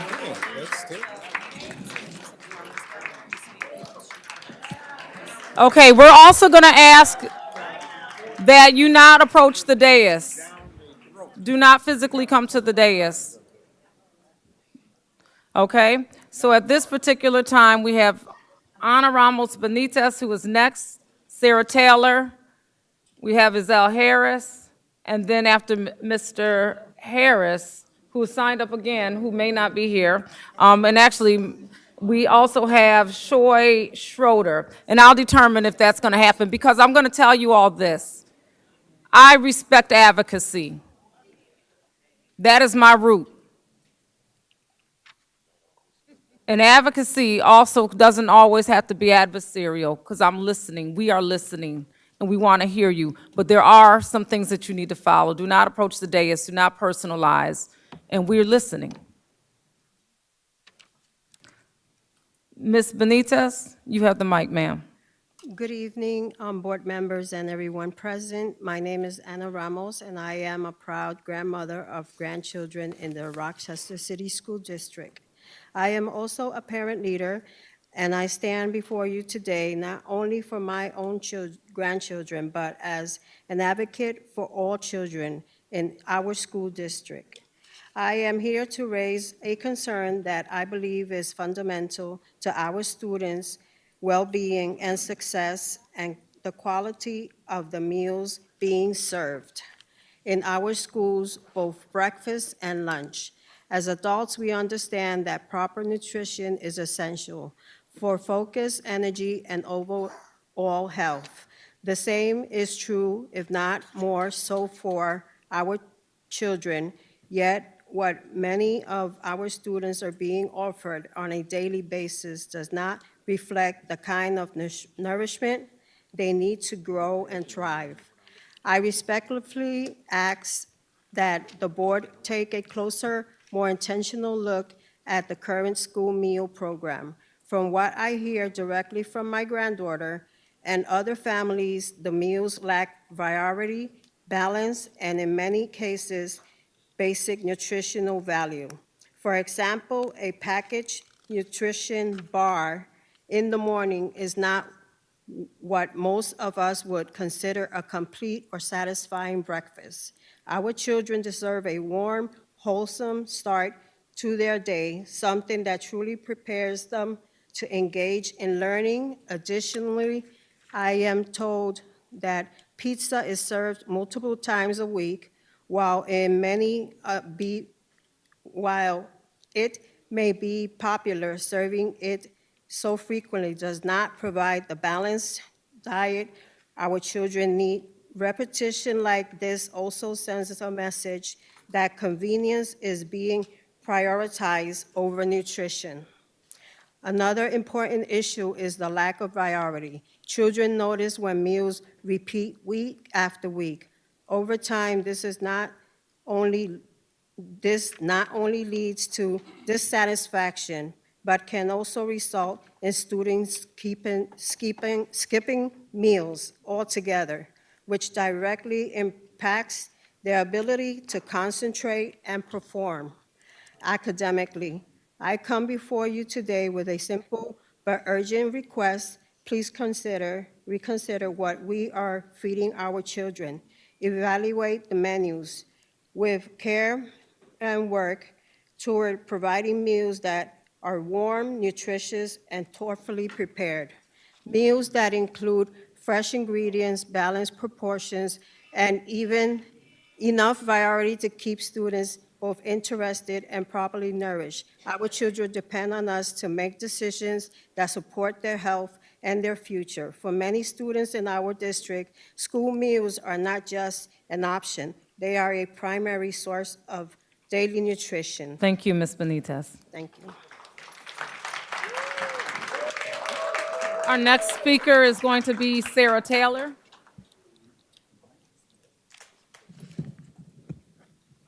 Good evening, Superintendent and Commissioners. My name is Sarah Taylor, and I am a parent leader, and I'm also the co-chair of the Mental Health Ad Hoc Committee, founder of the BIPOC Parent Mental Health Project, property owner and taxpayer in the city of Rochester, but most important, I'm a parent of a district junior receiving special education services with very complex behavioral health needs. I am here to express concern regarding the proposed cuts to the school climate, culture, social work department, and restorative services, and many other necessary supports. What do we know? A report was just presented to you, Common Ground Mental Health Assessment, fresh off the press, with all the data you need to know about mental health in the state of our children. We also know the consent decree that the city school district is still under that has made tremendous progress. However, it is very clear that this proposed cuts will be contrary to the progress that you already made as it relates to students with special education. Trust me, more lawsuits will come.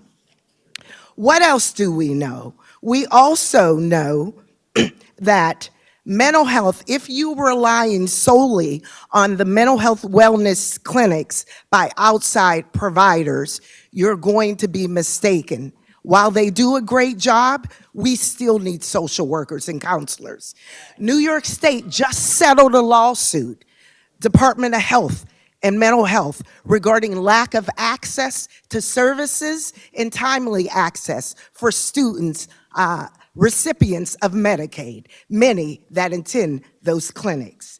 We also, as a mental health ad hoc committee, sent a report that we thought was well received and would be adopted. I sat next to you, Superintendent, at that mental health roundtable. You heard what I heard.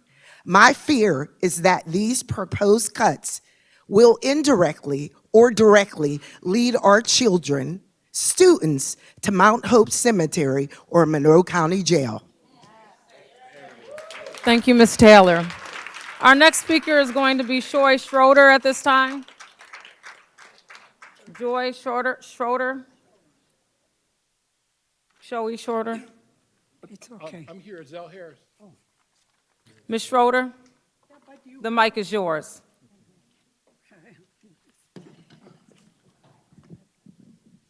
Good evening. I want to begin my talk with a quote that is often attributed to Pope Francis. The only place where there is no disagreement is a cemetery. Therefore, here I go. I'm also not allowed to talk, to name the person for whom I'm here to talk. This person is very important to me because of the nature of my work and advocacy with the Placement Center. I work very closely with the Placement Office, and over the years, I have seen how the person whose name I'm not allowed to say has worked positively to impact the way things work at the Placement Center. This person has made the process of enrolling students in our district much easier. Each time I go to a placement center, I do not see a lengthy line of parents waiting to enroll. Things seem to be calmly and graciously proceeding, thanks to this wonderful person and her amazing co-workers. The work has become a hymn to respect and enduring dedication to our families. This person has revised the school selection lottery information. Parents has made it friendly, targeted to each specific grade. These changes have helped in increasing our overall kindergarten registration as well as participation for 9th grade school selection. The Power School enrollment as a tool worked by this person and her colleagues has reduced inefficiencies, allowing for more students to be enrolled on time for the first day of school. By collaborating with the families in transition department, a department that serves the students who are currently homeless, this person has made it possible for our placement to automatic information so that the families get immediate access to support and the district received all the money that is entitled to form from STAC forms. Not forgetting our refugees and immigrants, this person has prioritized hiring staff that speak Dari, Pashto, Somali, and Urdu to create a compassionately welcoming atmosphere for our families. All in all, this person has helped create a stable and supportive working environment where we, as parents and community members, meet familiar faces who treat us with respect, love, and intimacy. I have not seen staff constantly transitioning out of this department. Thank you, Ms. Schroeder. May I just say one more thing? Finish, yes, your last sentence, ma'am, please. All these words come to you to say, trust empathy, believe in compassion, and value our commitment to those who work to do the best for our children. I'm standing against the brick wall, staring at you, asking you to be my ally and my support in all these processes for all the people who spoke. Thank you, Ms. Schroeder. Thank you.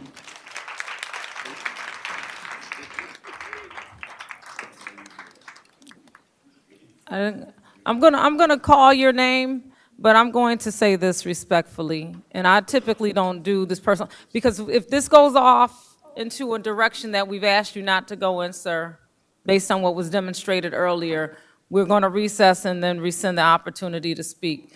You wanna present those papers, you can give them to the board clerk right at the, in here. No, I don't have any papers. Not approach it, I'm talking to someone else. So, Mr. Harris, you know the rules, and we don't want to have to recess. I'm hoping that what you're going to share in this separate public forum is regarding the budget hearing. So at this time, Mr. Harris, your 3 minutes begins. Well, it is, and it shows you my dedication if I signed up to speak twice. When I think about the proposed cuts, it sort of like reminds me of what the President of the United States has done to the Department of Education. He's abolished it, and I believe that you're following in his direction.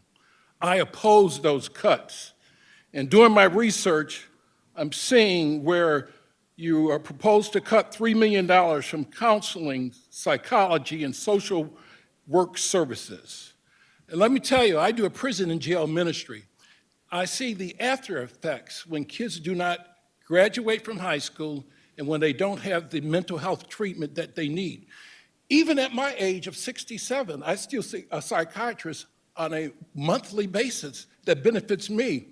You know, in my later years, I'm sort of like afraid to drive on the highway, so they were walking me through that. So even at my age, I need some mental health counseling.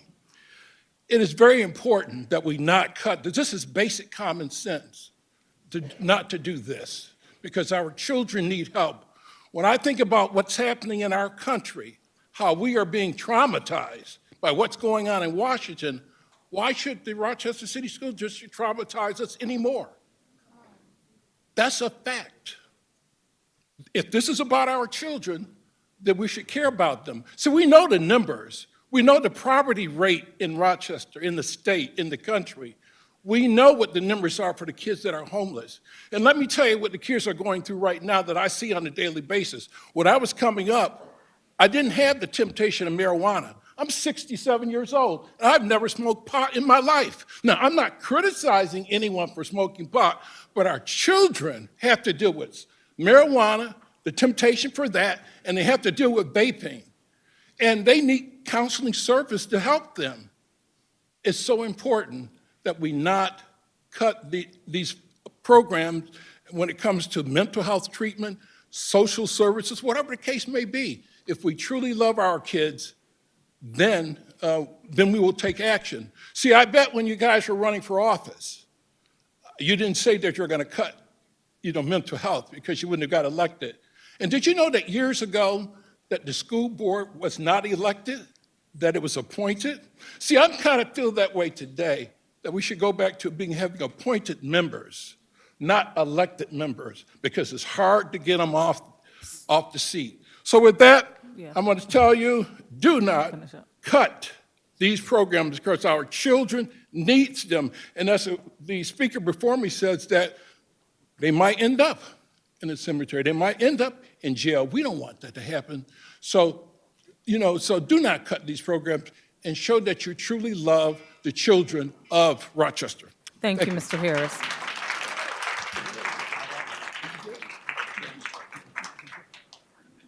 Also, just if anyone has papers or literature that they're looking to share with the board, if I can just see the hands over here at this table, Ms. Ramos-Lopez and Chief Wilson will accept those papers or reports that you are looking to share. I'm going to go next in line with the next three speakers. That'll be Jacqueline Dobson joining us virtually, Jennifer Bannister, Nicole Thompson, and actually I'm going to add on Brian Santillo. So the next person in line to speak is Jacqueline Dobson.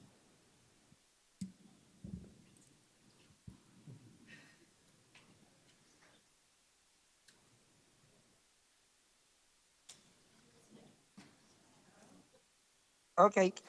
Thank you, my dear President. And can you all hear me? Yes, we can hear you. Okay, thank you.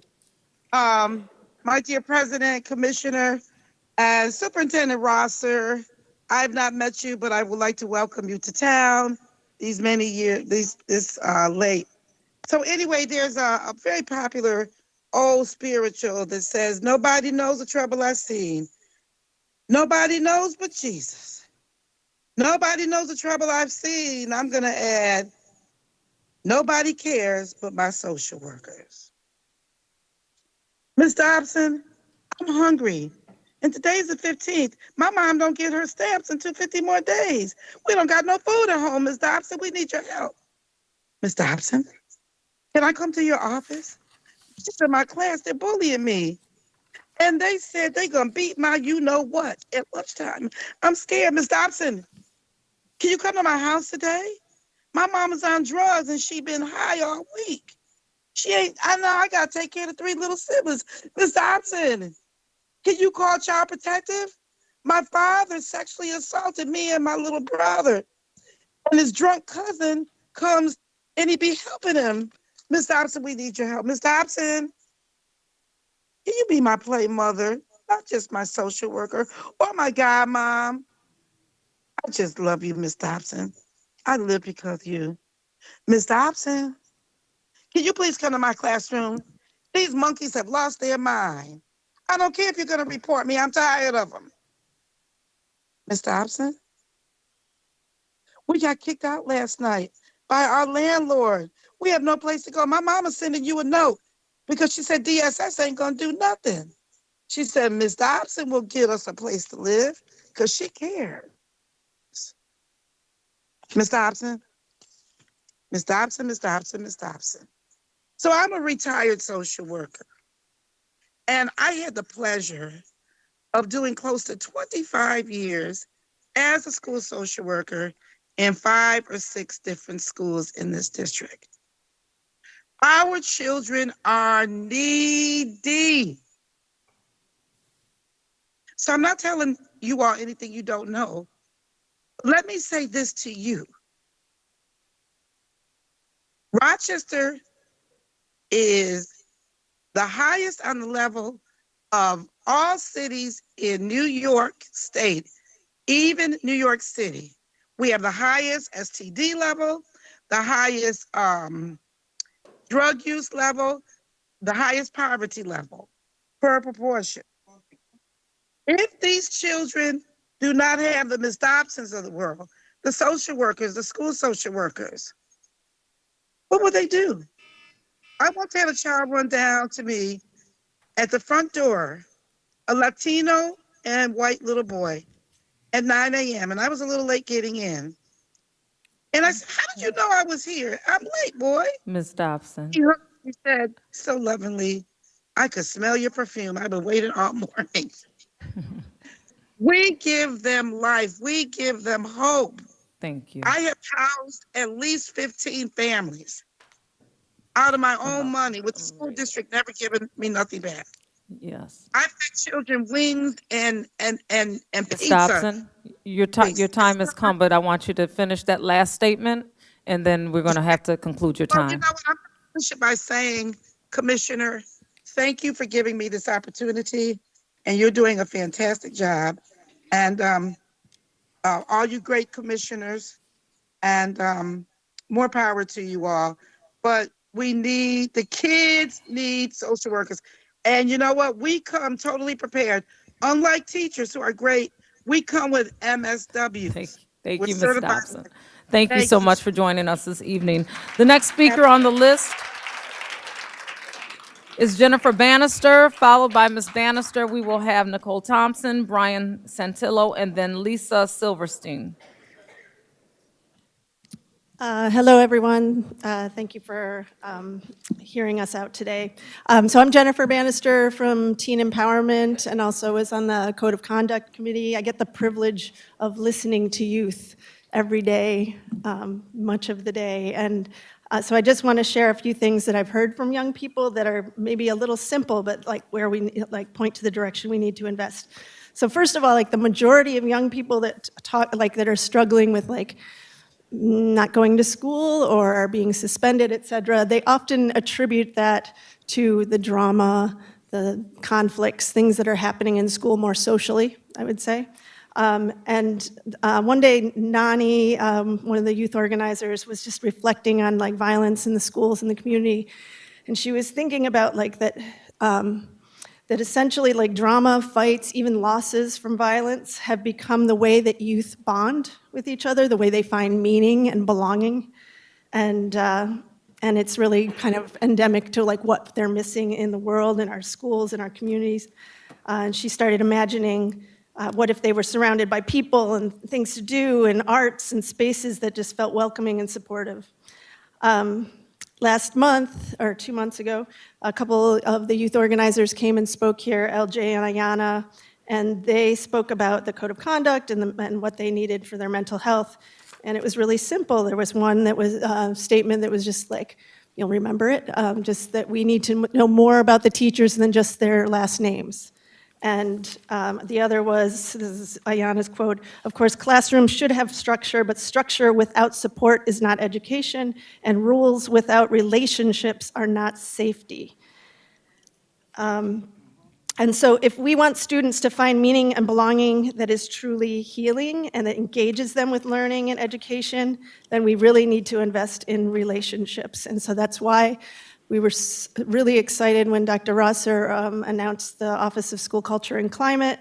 It made us very hopeful. It really invests in the mental health committee's recommendations and student wellness and training for staff, and that it would be led by Rock Restorative folks who have vested heart, soul, expertise in relationships and in being relational. They've done that proactively through social emotional learning supports, mediating and de-escalating conflicts, through building restorative skills among staff and student peer leaders, through re-engaging students who are returning from suspension, incarceration, mental health, or physical hospitalization, connecting partners seamlessly to support students in school and in the community, because there really is no line for the young people. We know that by the conflicts that go in and out of the school. And when we push them out, we obviously are not solving any of the problems. It made a lot of sense to know that these relational skill sets were being tapped, but the budget proposal is not reflecting that, and it's actually asking them to do more while taking away what they are going to need. They needed more in the first place, and so I'm really going to ask for more investment in relationships. Okay, I'm going to call the next few people. I do want to put out there that I'm going to tighten up on the 3-minute. I am trying to really respect the voice because I know that that is important. But we do have 3 minutes allocated, but I want to also honor the time commitment here. We have about 23 additional speakers that'll be speaking, so I'm going to tighten up on this 3 minutes. When that 3-minute clock goes off, I'm going to call for your 3 minutes at that time. So adjust yourselves, please, and respectfully, I ask that you comply with that. We now have on, and at the podium, thank you, is Ms. Nicole Thompson, I believe. Followed by Ms. Thompson, we'll have Brian Santillo, and then Lisa Silverstein. And Ms. Thompson, your 3 minutes begins now, ma'am. Thank you. I'm hoping I won't need all three. I'm a social worker in the Rochester City School District. I get to work with the 811 classrooms. You'll note that many of my colleagues are here today. I am coming before you because of a couple things. One is what everybody's been talking about tonight as far as the budget cuts to our mental health services. Also because I get the opportunity to work with the students who are the kids in the most restrictive environment we have in a public setting. So one of the things that you are probably very aware of, and I know some of my other speakers have talked about, is about 82% of the students in the Rochester City School District have reported experiencing at least one adverse childhood experience, as opposed to in the suburbs, where about 66% of students made that same report.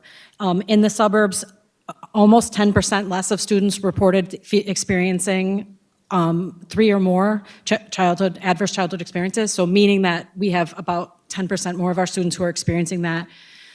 The reason that that's important is because trying to align our staffing with suburban staffing is like trying to give two fire districts next to each other the same amount of fire trucks, when in one, 50% of the houses are on fire. So it's not realistic for us to say that we're going to align with our neighborhood districts when things are so different with the other districts. The other thing is that the interventions that we provide are effective when they're administered by trained and capable staff, and that is not an option that we have if every few years we lay off a big chunk of our social workers and then expect that they're going to come back when they need them, because that's just not the way it works, and that's not the way that professionals behave. Also, one other thing that I haven't heard said so far is that research indicates that about every dollar spent on mental health services ends up paying off about $2 to $4 in saved funds as far as crisis services, emergency services, special education in the future. So I know I've worked here since 2017, and Dr. Rosser is my 7th superintendent. I know that we're not necessarily a district that always has the ability to look that far in the future, but one of the things to certainly keep in mind is that investing in this now will pay off down the road.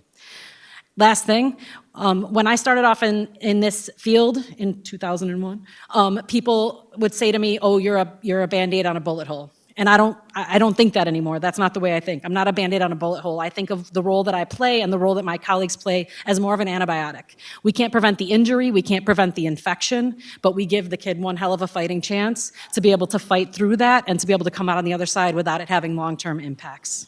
Thank you. Thank you, Ms. Thompson. Our next speaker is going to be Brian Santillo.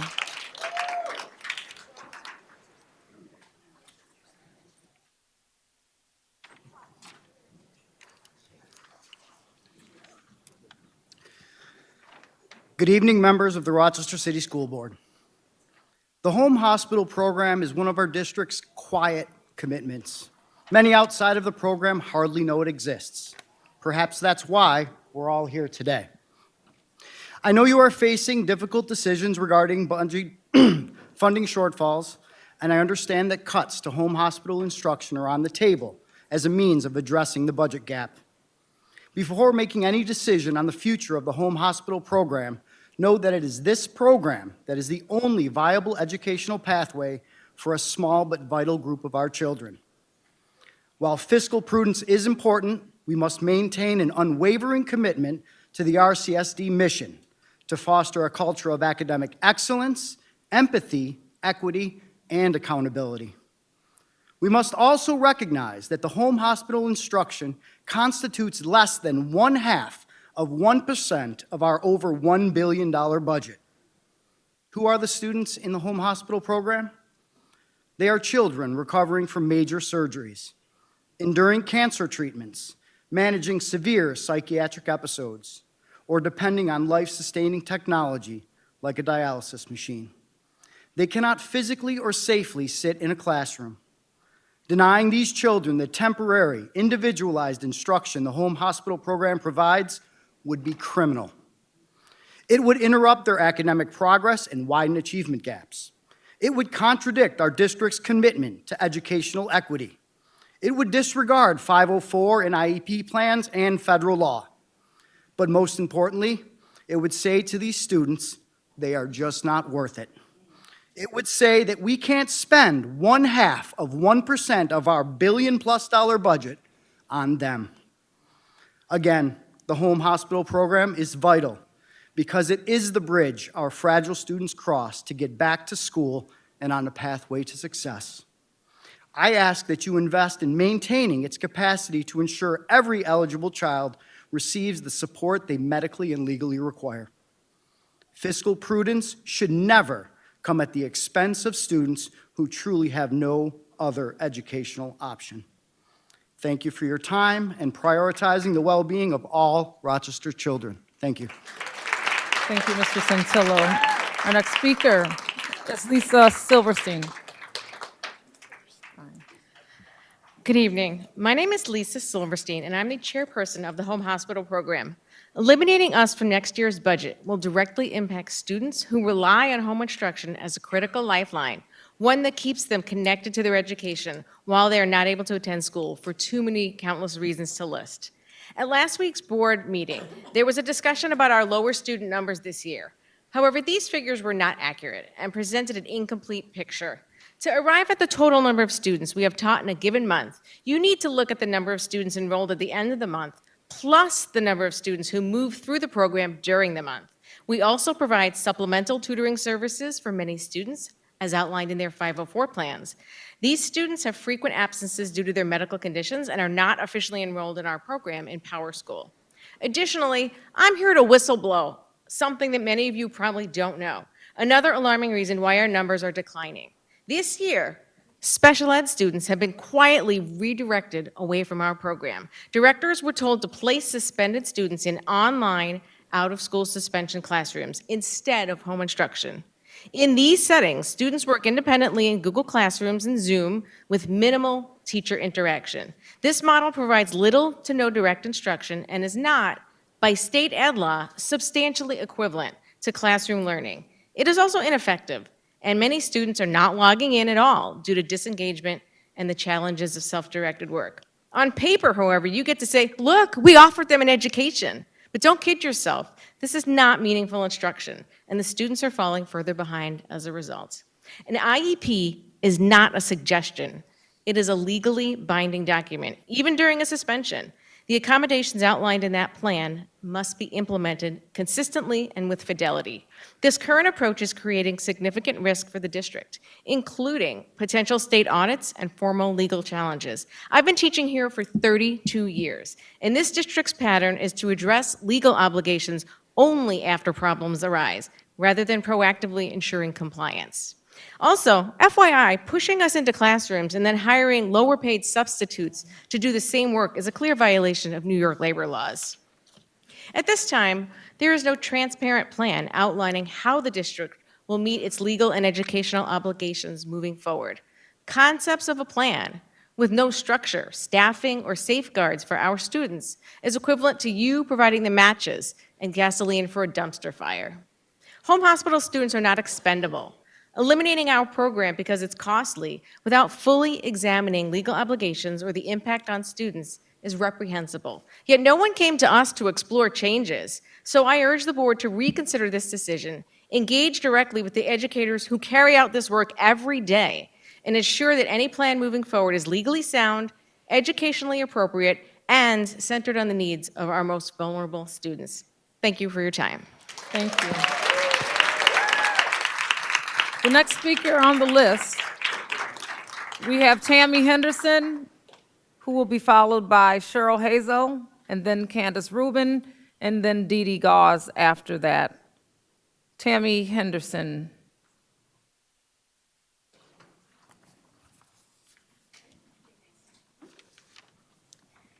Good evening. My name is Tammy Henderson, and I have taught in the home hospital program since 2022. I would like to make some key points to help everyone understand the importance of the home hospital program and the need to keep this essential program intact. In the home hospital instruction program, our teachers target a broad spectrum of students' needs. We have a diversified group of certified teachers who provide instruction for students in any grade at any ability level, from elementary to Regents level courses. Our ability to match student and teacher is unique and paramount to student success. Our students may work with terminally or chronically ill students, hospitalized students, cancer patients, surgical patients, mental health patients, new mothers, students with multiple physical disabilities, students with emotional disabilities, students with behavioral problems, and students awaiting appropriate school placements. Our program serves a most fragile student population. With students who are often in crisis and without home instruction, they would make no academic progress for significant periods of time. It is both the structure and the flexibility of our program, as well as the expertise, training, and support of our teachers that further the success of these students. Although the home hospital program has been cited as costly, please bear in mind that eliminating our program or slashing our budget will significantly reduce the important services we provide for our homebound students. Please also take into consideration that we need only minimal space to operate our program. We require no classrooms, no security staff, no student transportation, and minimal administration. The efficiency of our program results from decades of development. Yes, sorry. In the home hospital instruction program, we understand the importance of teamwork. We share our knowledge, our experience, our resources, our expertise, and our dedication to our students. Because we are a cohesive unit, it would be hard to find another group of teachers with higher morale. Though we take on the most difficult students under the most trying of circumstances, we love our jobs. Significant cuts to our program would be detrimental to the students we serve. On behalf of our teachers and especially the students who need us, I ask that you not tear us apart. Thank you for your time. Thank you, Ms. Henderson. Cheryl Hazel.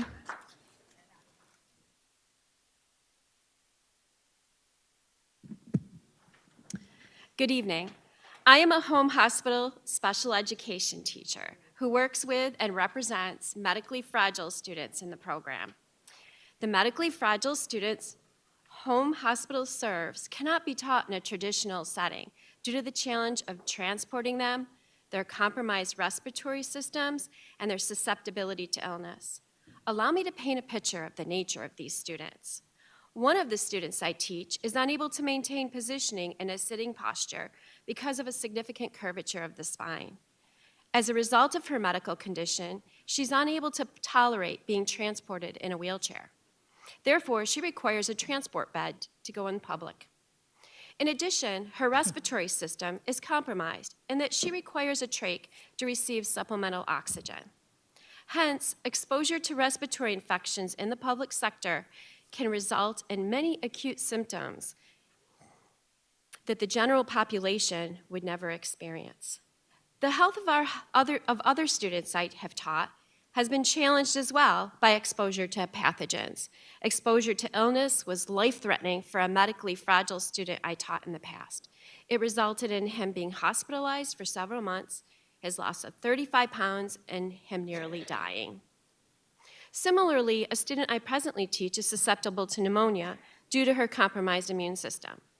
Because one of my students in the past was exposed to infections when he was taught in the classroom, he experienced undue physical stress.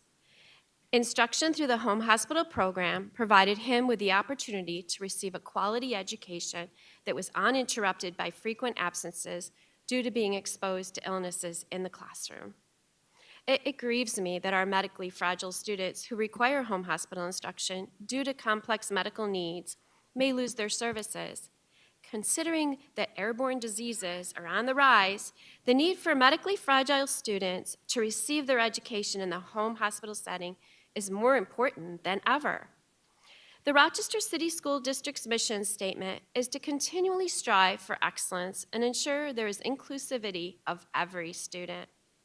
Our most vulnerable students should not be excluded from the district's mission to provide all students with the opportunity to receive an equitable education. Thank you for your time and consideration. Thank you, Ms. Hazel.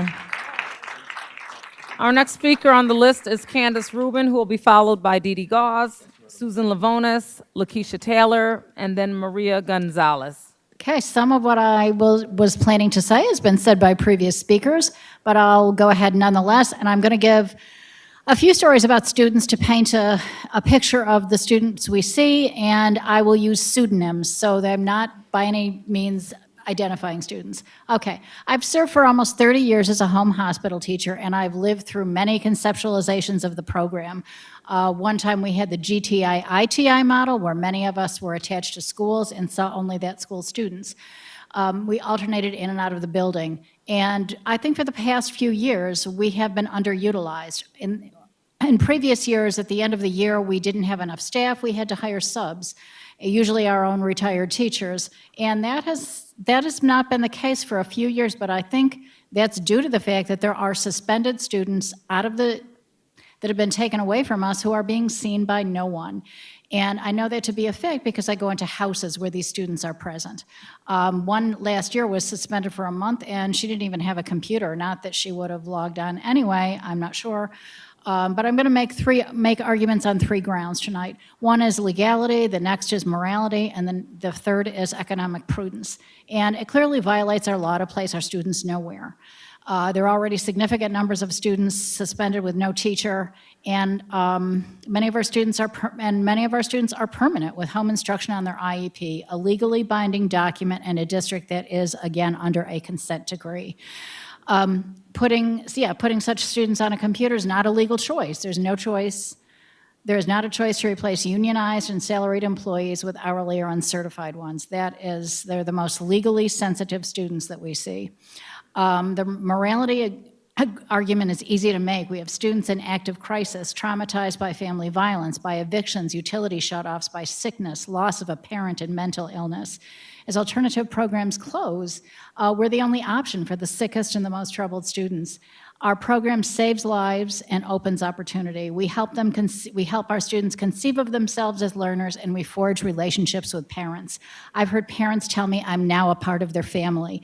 I maintain contact with past students. And I had a recent contact, almost accidental, with one that kind of resurrected a memory here. I can relate many stories of the connections, but I'll start with one that's worth sharing. About 10 years ago, I was assigned to a student named Isaiah. Remember, it's a pseudonym, whose mother had recently died from cancer. Isaiah had a learning disability, and adjusting to living with a father he barely knew had taken a toll. He was with us for 3 years before he was finally ready to transition to Edison. We maintained contact, and every summer he loved military history. I used to take this young man to the Genesee Country Museum for the Civil War reenactment every July, and this was the same thing I did with my own children. So for many of us, our kids are our children. My final argument is related to the... Thank you, Ms. Rubin. Oh, okay, all right. Thank you very much. Our next speaker is going to be Dee Dee Gauze.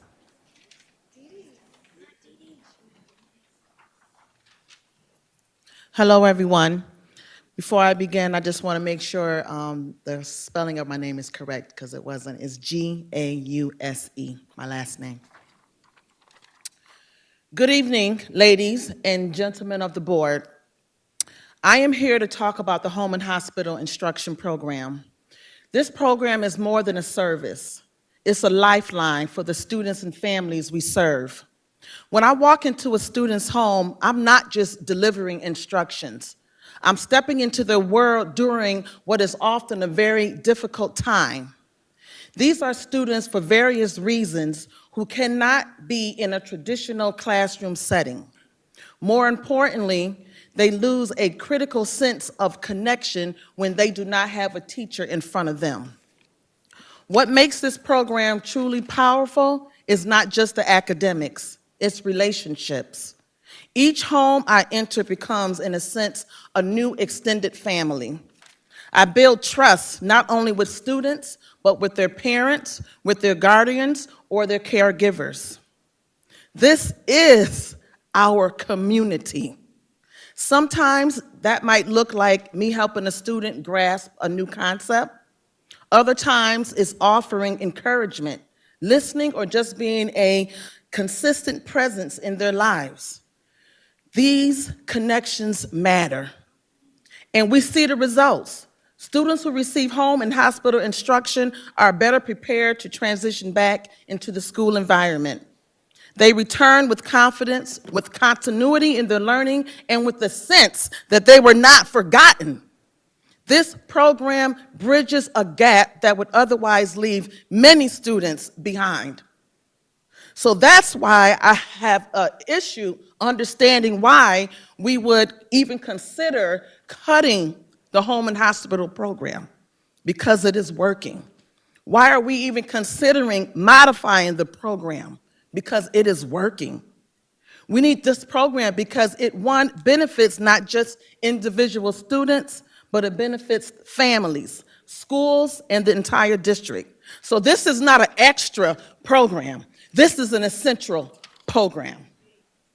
If we are truly committed to equity and student success, then we must continue to support the programs that make that possible. The Home and Hospital Program does that exactly. So I am here today to urge you to reconsider any plans to cut or modify the Home and Hospital Program.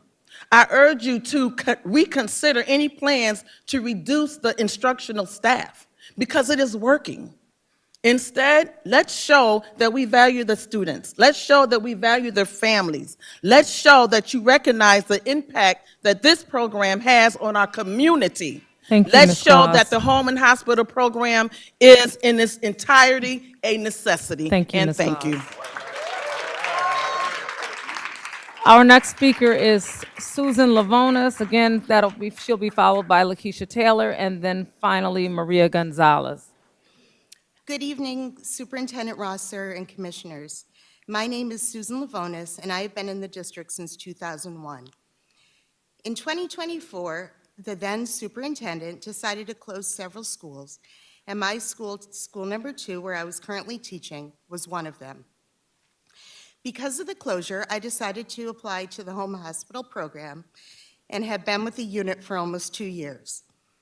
I had heard that the program was special and unique, but I didn't realize how special until I found out for myself. During this time, I've had many young students who have been sick and homebound. Many have been in and out of the hospital, some for months at a time, and others for some I've had for months at a time, and others for almost the whole year. These students need an adult who care about them and who are in front of them, giving them a typical or normal school setting, not a computer screen. I have felt like I became part of these families. You are in their home or the hospital during a vulnerable and difficult time. One of my recent students was the recipient of the Dr. Martin Luther King Jr. Award. She truly deserved this because of her bravery and her strength. Not only was I her teacher, but I've become someone she could rely on, seeing her and teaching her each day, especially when she's been in the hospital. When asked if I could visit when it wasn't school hours, Her grandfather responded, "Of course, you are family." The relationships that I've had with my students and my colleagues have had with theirs is like no other and something we will never forget. This program has meant so much to so many, and to think could be gone or changed with one swoop of a budget cut makes absolutely no sense. We are a group of certified teachers who teach all subjects just as we would in any school. These students deserve a certified teacher just as they would in a typical school setting and during typical school hours. Having yet again another new superintendent, our program feels misunderstood, and people that are new in the district do not know what we do. We can talk about numbers all we want, but the bottom line is that we build relationships and a foundation with our students in order for them to learn and be the best that they can be. This is an established program that has changed the lives of so many students, their families, and we as educators. Please keep this program going and intact and not make it an afterthought. The students deserve it. Thank you. Thank you, Ms. Lavonis. Before we continue with our next group of speakers, I do want to recognize that we have about 15 speakers remaining. I do have a request from a board colleague of taking a brief break after our 30th speaker, but I want to appeal to my other colleagues if you're amenable to that. And I am seeing consensus around taking a break after our 30th speaker. And so that break being about 5 minutes just to reconvene. And so with that, respectfully, I will ask that Ms. Taylor, Lakeisha Taylor is our next speaker. And then our 30th speaker, before we take that 5-minute break to give everyone a little stretch break, will be Maria Gonzalez. Ms. Taylor, the mic is yours. Thank you. Good evening, members of the Board of Education, Superintendent, and cabinet members. My name is Lakeisha Taylor, and I am the proud principal of HBM School Number 50. I stand before you not only as a principal, but as someone who has experienced RCSD at every level. I've been a student, a parent, a paraprofessional, a teacher assistant, a teacher, a central office administrator, and an assistant principal. I want to begin with our pre-K program. We are losing our pre-K 3 program. This means families will begin at another school and then transition to HBM to pre-K 4, disrupting the relationships we work hard to build early. This is especially important for our L language learner families. Many begin with us at pre-K 3 and stay for years. Whole families grow up with us. I respectfully ask that we consider having one pre-K 3 and one pre-K 4 classroom so we can continue building those relationships from the start. We currently serve 612 students. 37% are English language learners. 87% of those are newcomers. In addition, 30% of our students receive special education services. Next year, our needs will increase with additional special education classes being added and L students coming from RIA. For many of our L students, school is where they feel safe. Right now, many of our students are coming in carrying fear and uncertainty based on what we are hearing and seeing in our country. Some are worried about their families and what could happen when they go home. Others are distracted, anxious, and in need of resources. This is not something they can leave at the door when they walk into a classroom. And when students do not feel safe, they cannot fully engage, focus, or learn. This is why social emotional support is not an option in our building. It is essential. At HBM, our systems are strong and working, but they work because we have people to do it. We are losing one of our social worker positions and reducing our counselor. Research shows that 1 in 5 students need mental health support, and the recommended ratio is 1 social worker for every 250 students. With over 600 students, even 2 is not enough. 1 will stretch us even further. I want to speak about our counselor, Kelly Satter. Ms. Satter is being displaced as a result of a reduction in school and social worker positions here at HBM. She is deeply rooted in our school community and has built strong, trusting relationships with students and families. She is often the person students go to when they are struggling and when they need to feel safe. When we lose Ms. Satter, we are losing years of trust and consistency that cannot be easily replaced. These are not just positions, these are people. When supports are reduced, the responsibility shifts. The needs do not decrease. At HBM, we are doing the work to ensure students feel safe, seen, and heard. I respectfully ask that you consider the impact of these reductions. Thank you. Thank you, Ms. Taylor. At this time, our final speaker before our break, and then we'll reconvene with the additional speakers, will be Maria Gonzalez. Ms. Gonzalez? I'll try to be quick. I know everybody's looking forward to the break. Take Good your evening. time. You got 3 minutes. Good evening, everyone. My name is Maria Gonzalez, and I am a school psychologist in the Rochester City School District. I am here tonight because I am deeply concerned about the budget cuts being proposed for the 2026-27 school year, especially when it comes to social workers and counselors. Most of you know children. You have your own, or you have nieces, nephews, cousins, neighbors, and you know what we are seeing. Our kids are not okay. The levels of anxiety and depression in children have reached epidemic levels. The pandemic may be behind us, but its impact is not. In many ways, the aftermath is more damaging than the initial trauma. Every day we work with students who are struggling, not just to get through the day. The amount of distress I have encountered in the past few years alone is staggering. Many of our students who are labeled as chronically absent don't attend school not because they don't value education, but because their mental health makes it impossible for them to walk through the door. And at this exact moment, when our children are most vulnerable, proposing reductions to social workers and counselors, the very people trained to support them, makes absolutely no sense. I understand the desire to protect the classroom, but we have to be honest about what that means. Students cannot learn if their mental health needs are not met. You cannot separate academic success from emotional well-being. And as a psychologist, I can tell you that when mental health becomes a barrier, learning becomes out of reach. We should be investing in preventing services. Prevention is more effective, more sustainable, and ultimately more responsible. So I urge you to reconsider these cuts, because we should be giving our students not just the opportunity to sit in a classroom, but the support they need to truly learn, grow, and be well. Thank you. Thank you, Ms. Gonzalez. Time check, it is 8 o'clock. We have a group of speakers to speak. After this, we're going to take a brief 5-minute break. It is 8 o'clock. We will return at 8:05 to continue. Thank you.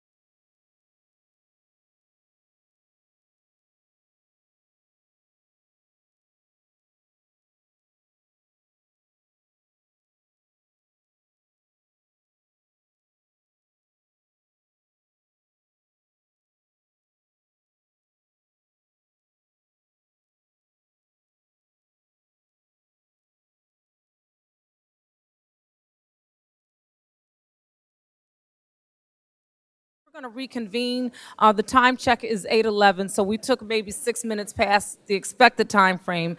And again, I do appreciate the patience and commitment of all of you who've come out to speak. I'm allowing folks to just get in position now. We're going to bring up the remaining speakers at this time. The next speaker on the list is Cynthia Everhart, and I ask that you join us at the podium. Thank you. Hello, my name is Cynthia Everhart. I'm a speech-language pathologist with the RCSD. For the past 6 years, I have worked with home instruction students providing speech therapy services. I was distressed to hear of planned funding cuts to this program. These students are medically fragile with complex conditions, and all of them have orders from their primary care physicians stating that they are unable to attend school in person. These students and their families rely on RCSD teachers and other professionals to come into their homes and provide essential services. I have observed significant progress with many of my students, of whom had initially been unable to communicate their basic needs. When my students missed just 2 weeks of their in-person speech therapy sessions during school breaks, I have documented regression. During COVID-19, when we were forced to provide remote services, these students had notable declines. My students are not able to use a Chromebook. Many of them, they cannot see the screen or hold the device. Some of my students require a physical touch to interact, and that is not possible through a remote services platform. My home hospital instruction students are among the most in need of support in our community, such as a 12-year-old student who has severe developmental delays as well as cortical visual impairment. She requires verbal input along with physical touch to use her communication device. I have an 8-year-old student with multiple significant diagnoses, including spina bifida, cancer, colostomy in place, congenital dysplasia, and deafness. I have another student who has cardiac issues and seizures. So I'm wondering, what is the plan for monitoring these students to make sure that they continue to make progress toward their goals? Is there a plan? I believe these vulnerable students will show significant loss of skills and the hard-won gains toward their goals without regular in-person services from their teachers and therapists. I find these cuts are unconscionable. The idea of a 95% budget cut makes me wonder, why are you bothering to keep the program at all? Is it simply to retain a line item in the budget to fool people into thinking you care about these students? 5% will provide just enough money to pay for one person to fill out the paperwork that says, we provided no home instruction. While I am hopeful the board will rethink the proposed cuts, I fear that a group that would even consider such things for this demographic does not have sufficient empathy for the most disadvantaged among us. Go ahead, reinstate the funding. Prove me wrong, please. Thank you, Ms. Everhart. Thank you. The next person on the list is Karen Harden. Good evening. Thank you for giving me the opportunity to address the board. I'm a paraprofessional at School 28. I work in the ASD program. That's our autism spectrum disorder program. I'm currently in a 614 classroom, meaning there are 6 children, 1 teacher assistant, and 4 additional support staff. With that being said, you guys are looking to turn these 614s into 813s, meaning you're putting 2 additional children in these classrooms and reducing staff. We have that many staff in the classroom for a reason. These kids are not only behavioral, they're also violent. Violent to the point where several of my coworkers in the building have been seriously injured. My speech therapist got hit on the top of her head, lost all motor skills, lost vision in her eye. She was out of work for 3 years. I have another coworker who fell trying to chase an eloper and now she has 25% use of her leg. Like, we go through serious things in these classrooms with these children. And to reduce the number of staff doesn't make any sense. You're gonna risk a serious lawsuit because somebody's going to get seriously hurt.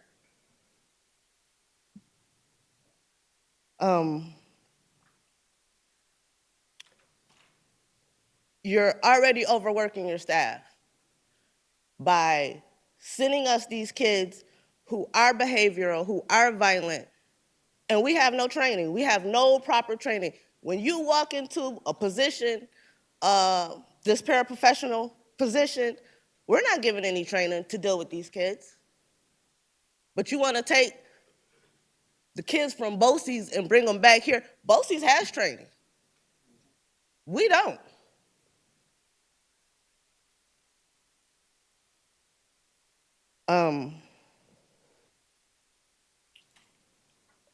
And with these extra kids in the classroom, like I said, I'm in a 614. So with that being said, for every student, there's an adult. Now you're adding 2 more children and taking away adults. Sometimes I have a child in my classroom now that requires 3 additional staff.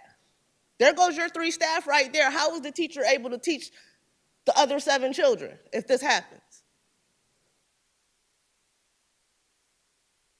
It doesn't make sense to me. Somebody's gonna seriously get hurt. Thank you. Thank you, Ms. Harden. Our next speaker is Luan Delanos, or Delanose. Please correct me when you get up, and forgive me if.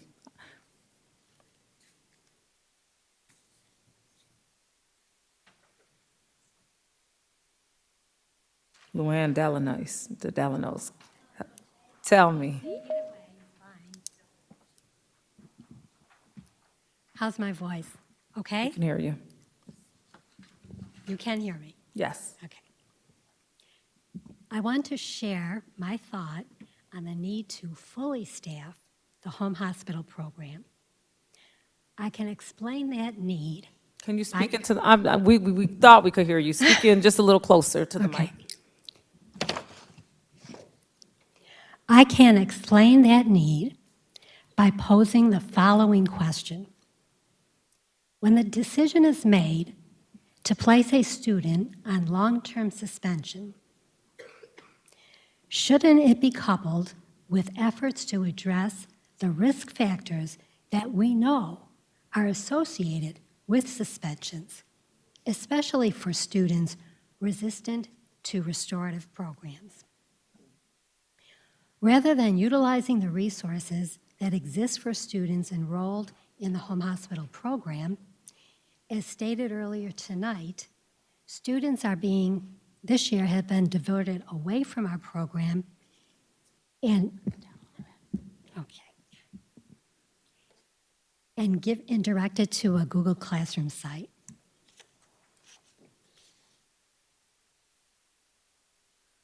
By resorting to inferior methods of instruction for at-risk students, district leaders are excluding a segment of our student population from its stated mission to foster student achievement for every student, to promote and enhance the learning process of all students. Every and all is in caps. For those words to carry meaning, the district needs to value students despite their past failures or transgressions. It needs to demonstrate the sincerity of its mission by restoring to the budget funding for the teachers and social workers best equipped to meet the needs of students during a long-term absence. Thank you. Thank you.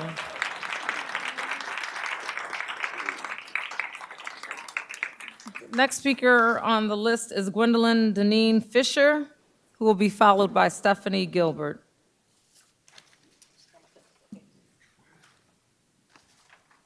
Good evening.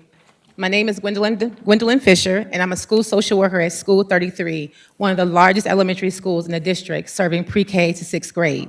I've had the privilege of serving the students and families in this school for the past 10 years, and I have worked with students and families for over 25 years.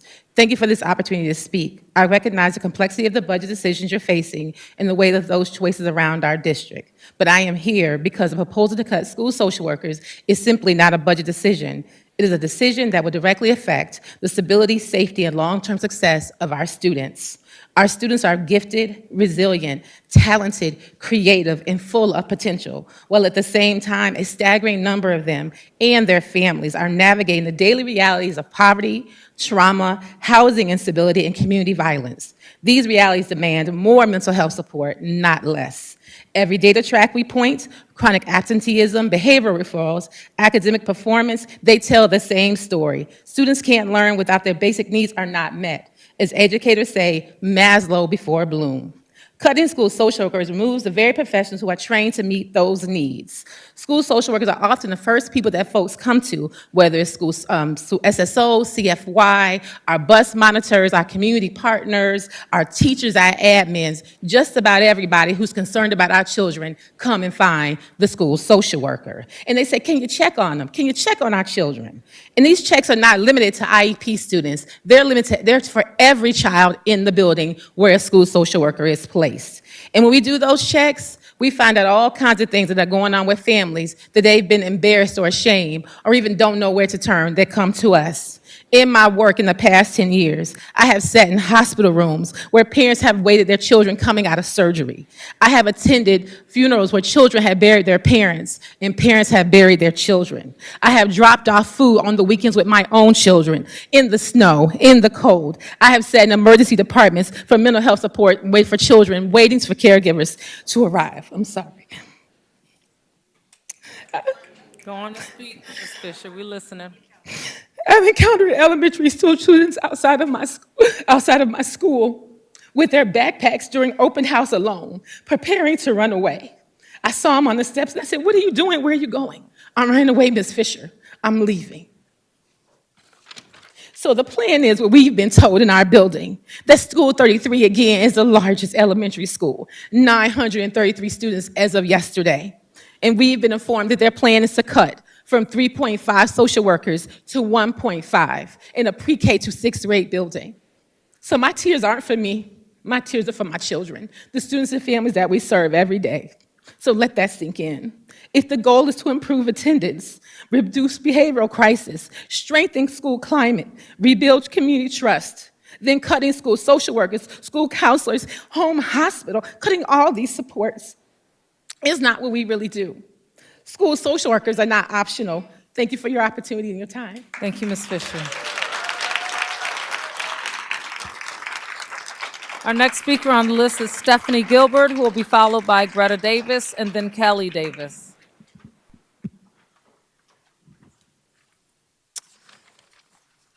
Good morning, members, or I'm sorry, good morning. Oh my gosh, I've been here a while. Good evening, members of the board, Superintendent Rosser, and community members, parents, and staff. My name is Stephanie Gilbert, and I am a proud school counselor in the Rochester City School District at Austin Stewart Elementary School 46.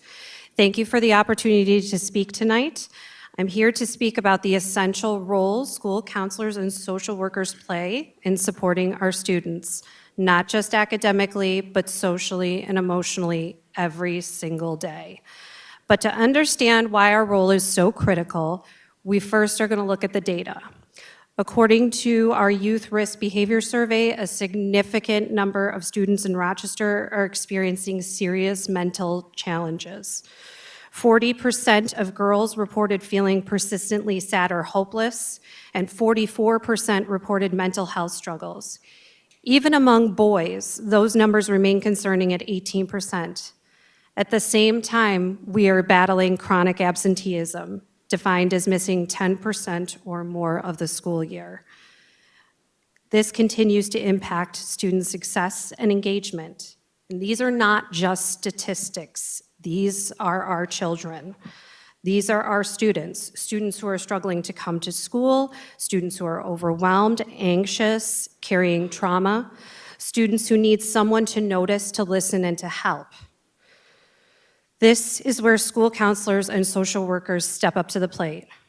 I'm reminded of this statistic when I think of one of my students who was struggling with suicidal thoughts this school year. I was able to connect her and her family with community resources, and she is now receiving therapy and thriving with each passing day. Every day, I support well over 300 students, 300 hearts, 300 minds in the building that I currently work in. I provide individual counseling, run small groups, and I teach monthly social emotional lessons in the classroom. I help students manage emotions, solve conflicts, and build healthy relationships. I respond to crisis, support attendance efforts, and connect families to critical community resources. In my current building, there is one of me. One counselor, one social worker, and together we support all of our students. And we're also lucky to be a part of a larger care network as we work alongside school and community social workers, psychologists, nurses, and community agencies to provide a safety net for our students. Our work is both proactive and preventative. Through early intervention, we remove barriers to learning before they grow into larger challenges. The proposed budget cuts would mean some elementary counselors in our district would be split between 2 different school buildings or cut completely. As of right now, I only have half a position. Thank you, Ms. Gilbert. Okay. Thank you. Our next speaker is Greta Davis, followed by, again, Kelly Davis, followed by Coretta Wright, and then Dion Rogers. Ms. Davis. Good evening, President Simmons, board members, and Superintendent Rosser. I am proud to be here tonight in support of children and families. After learning of the pending budget cuts, we did what school social workers do. We mobilized, we organized, we responded, and we're here today. Yeah, we're all standing. All right. For truly, the whole is greater than the sum of its parts. We have submitted to the school board a PowerPoint presentation of the results of our school social work impact survey. We've received over 100 responses from teachers, administration, service providers, and other staff members. The data shows overwhelmingly that school social workers matter and are needed in our schools. We have submitted to the school board a video depicting the vital roles that school social workers play in the lives of students and their families. Students eagerly participated in the making of the video by sharing their personal experiences with their school social worker. We have submitted to the school board 2 one-page infographics with information regarding brain development, adverse childhood experiences, and the importance of social-emotional learning to mitigate lethality concerns and other mental health challenges. We've been busy, and as you can see, they're still here, and this is only half of the social workers that were here earlier. School social workers are the safety net, a protective factor for many of our most vulnerable students. We are here today to advocate for our students, for our parents, and for ourselves. During budget talks, we often hear such terms as cutbacks, restructuring, and right-sizing, which means to convert something to an appropriate or optimum size. In 1998, when I started my career as a school social worker, the landscape was different. Our student enrollment was higher, there were more schools, and the tax base in Rochester was larger. Today, admittedly, our enrollment is less than it was in 1998, but the need for school social workers is far greater than ever before. As referenced in the infographics that was forwarded and shared with the people here, our current students are experiencing an increase in adverse childhood experiences with less problem-solving, coping, and emotional regulation skills to navigate through complex social situations and adversities. Not to mention the cascading effects of the national pandemic has had on our students, including a significant learning loss, in part due to remote instruction. Thank you, Ms. Davis. Thank you. Our next speaker is Kelly Davis.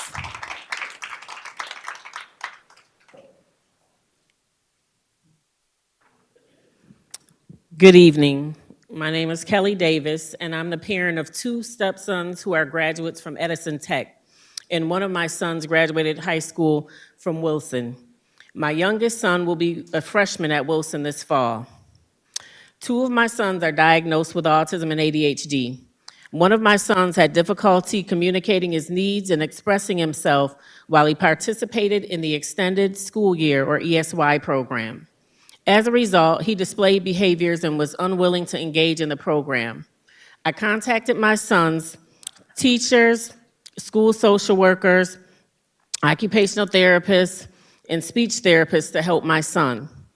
His social worker facilitated the behavioral support services to help my son to continue to participate in the program.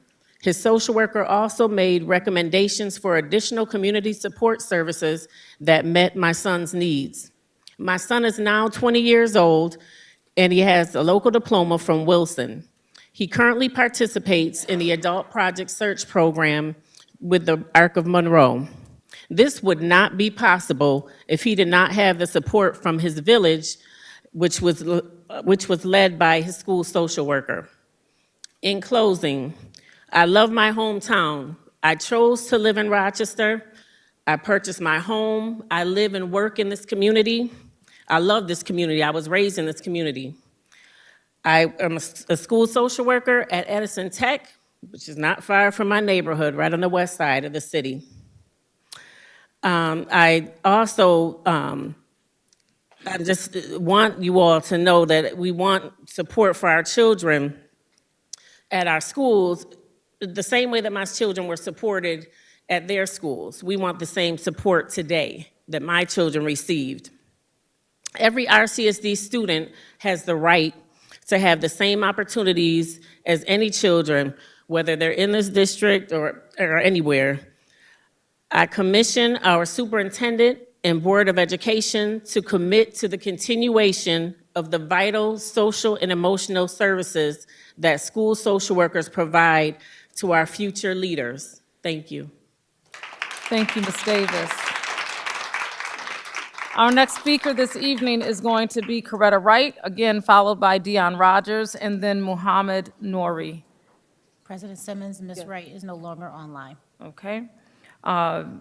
Dion Rogers, you are the next speaker in line, followed by Muhammad Nouri, and then Sarah Spano. Good evening. I'm Dion Rogers. Thank you. I'm a Rochester City School District graduate, long time city resident, community activist. I have over 40 years in the Rochester City School District as an educator, administrator, and a student. This has been very fruitful tonight to be poured into by our community, and our community has spoken. And I build on where I'm at right now. I'm also the first vice president of ASAR, the administrative union. And as I say of that, and I say, I lead my life by putting children first. And I said, well, how is the assistant principal, the social worker, the counselor, there's so many positions that may be cut, how do you pick what to cut? And I can understand the challenge that you face of cutting these positions, but I build on relationships. And I ask you to think of relationships when we're moving people. And I think of the other day a young man coming to my office and saying, Mr. Rogers, I come speak to you because you're the only positive black man in my life. He said, I don't want to go to jail like my uncle. I don't want to go to jail like my cousins. And I said, I was dealing with him in an administrative role, but there's conversations with the custodian that might be happening that way. There's conversation with the counselor, the social worker, the home hospital aide. So be careful when we are moving people out of our children's lives. Because I tell you right now, I would not be here if somebody didn't care about me. Every trusted adult needs to be in a child's presence. A child needs to come to school and understand, I got somebody who loves me. And if we don't have somebody who loves them at home, you're going to get that love at school. So as we think of moving people around, our administrators, yes, I'm telling you, yes, I represent our administrators in this community, and it's important. But each and every one of you who got up here and spoke tonight, you are important in our children's lives. And I'll say this is much different from what I've seen in the past of watching a board. This listening session is fruitful. Thank you for having it, because I see you are listening. And with that said, I thought about Gandhi. Gandhi says, "For there goes my people. I must follow them, for I am their leader." You are our leaders, our elected officials. You are our leaders, our superintendent, our cabinet. Please lead. Please continue to fight for our children, fight for our community. Rochester needs stability. And we ask you, please continue to fight for our children. Thank you. Thank you, Mr. Rogers.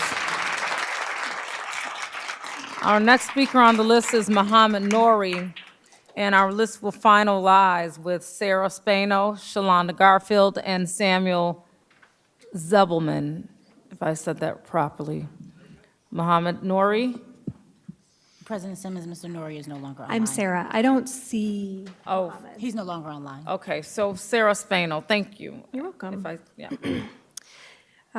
Leadership and commissioners, I'm Sarah. It's tough to follow Mr. Rogers. You're everywhere. He's everywhere, and I want to be like him when I grow up.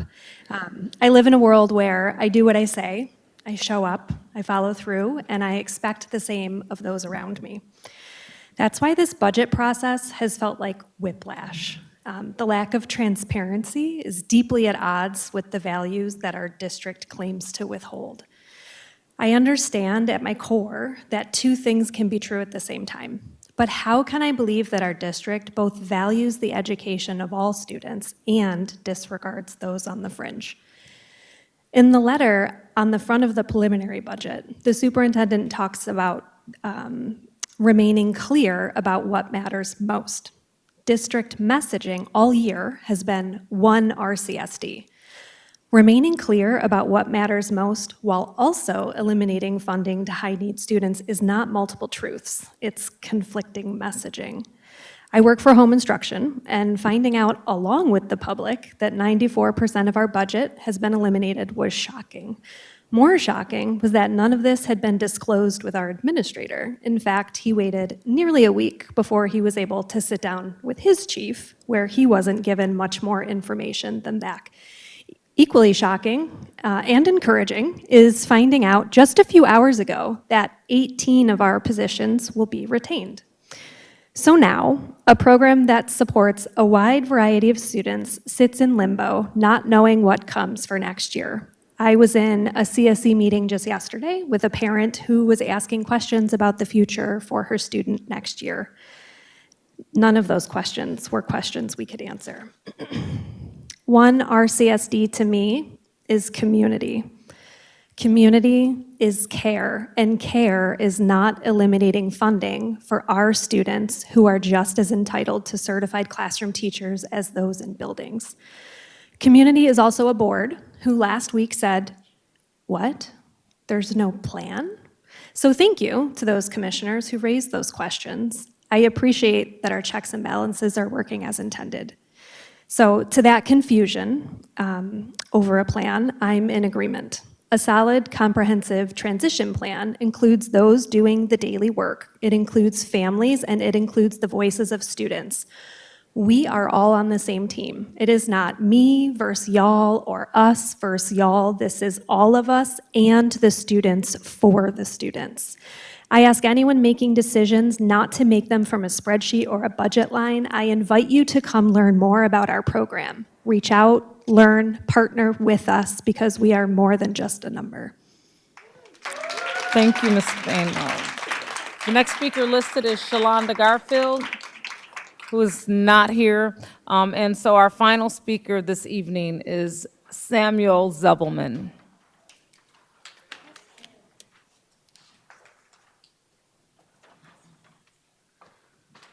Dear members of the Board of Education and Dr. Rosser, my name is Sam Zebelman, and I'm here as a teacher advocating for a student currently enrolled in the Home Hospital Instructional Program. I was deeply concerned to learn that this program may be reduced or eliminated given the critical role it plays for some of our most vulnerable students. One student we work with has end-stage renal disease and undergoes regular dialysis while awaiting a kidney transplant. The physical toll of this condition leaves him so fragile and too fatigued to attend a traditional school setting. He also has cerebral palsy and has undergone spinal fusion surgery, which causes ongoing pain when sitting for extended periods. As a result, he requires a high level of daily care. For this student, the home hospital program is not a convenience. It is the only way he can access his education. Through this program, he has found consistency, continued academic growth, and a sense of normalcy. He looks forward to his lessons and is making meaningful progress, especially in reading and Spanish.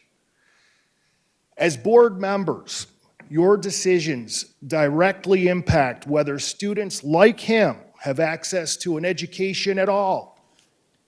I respectfully urge you to preserve this program so that medically fragile students are not left without the support they need to learn and succeed. Thank you for your time and consideration.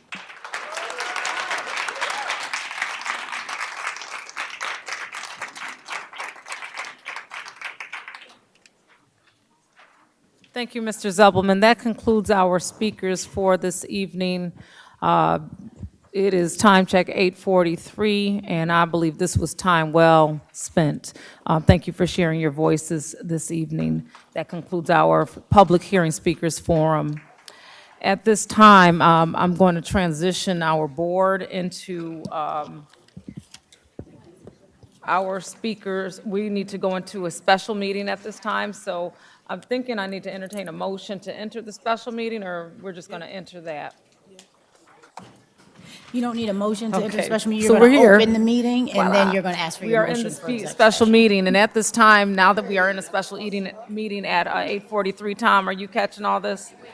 Okay, I'm going to entertain a motion for the board to convene into executive session. Dog it. Motion? To discuss matters leading to the appointment of specific individual or to discuss matters of concern with general counsel. Motion by Commissioner Griffin, second by Commissioner Fineman. All in favor? Aye. Any opposed? We will enter an executive session on the second floor conference room. Thank you.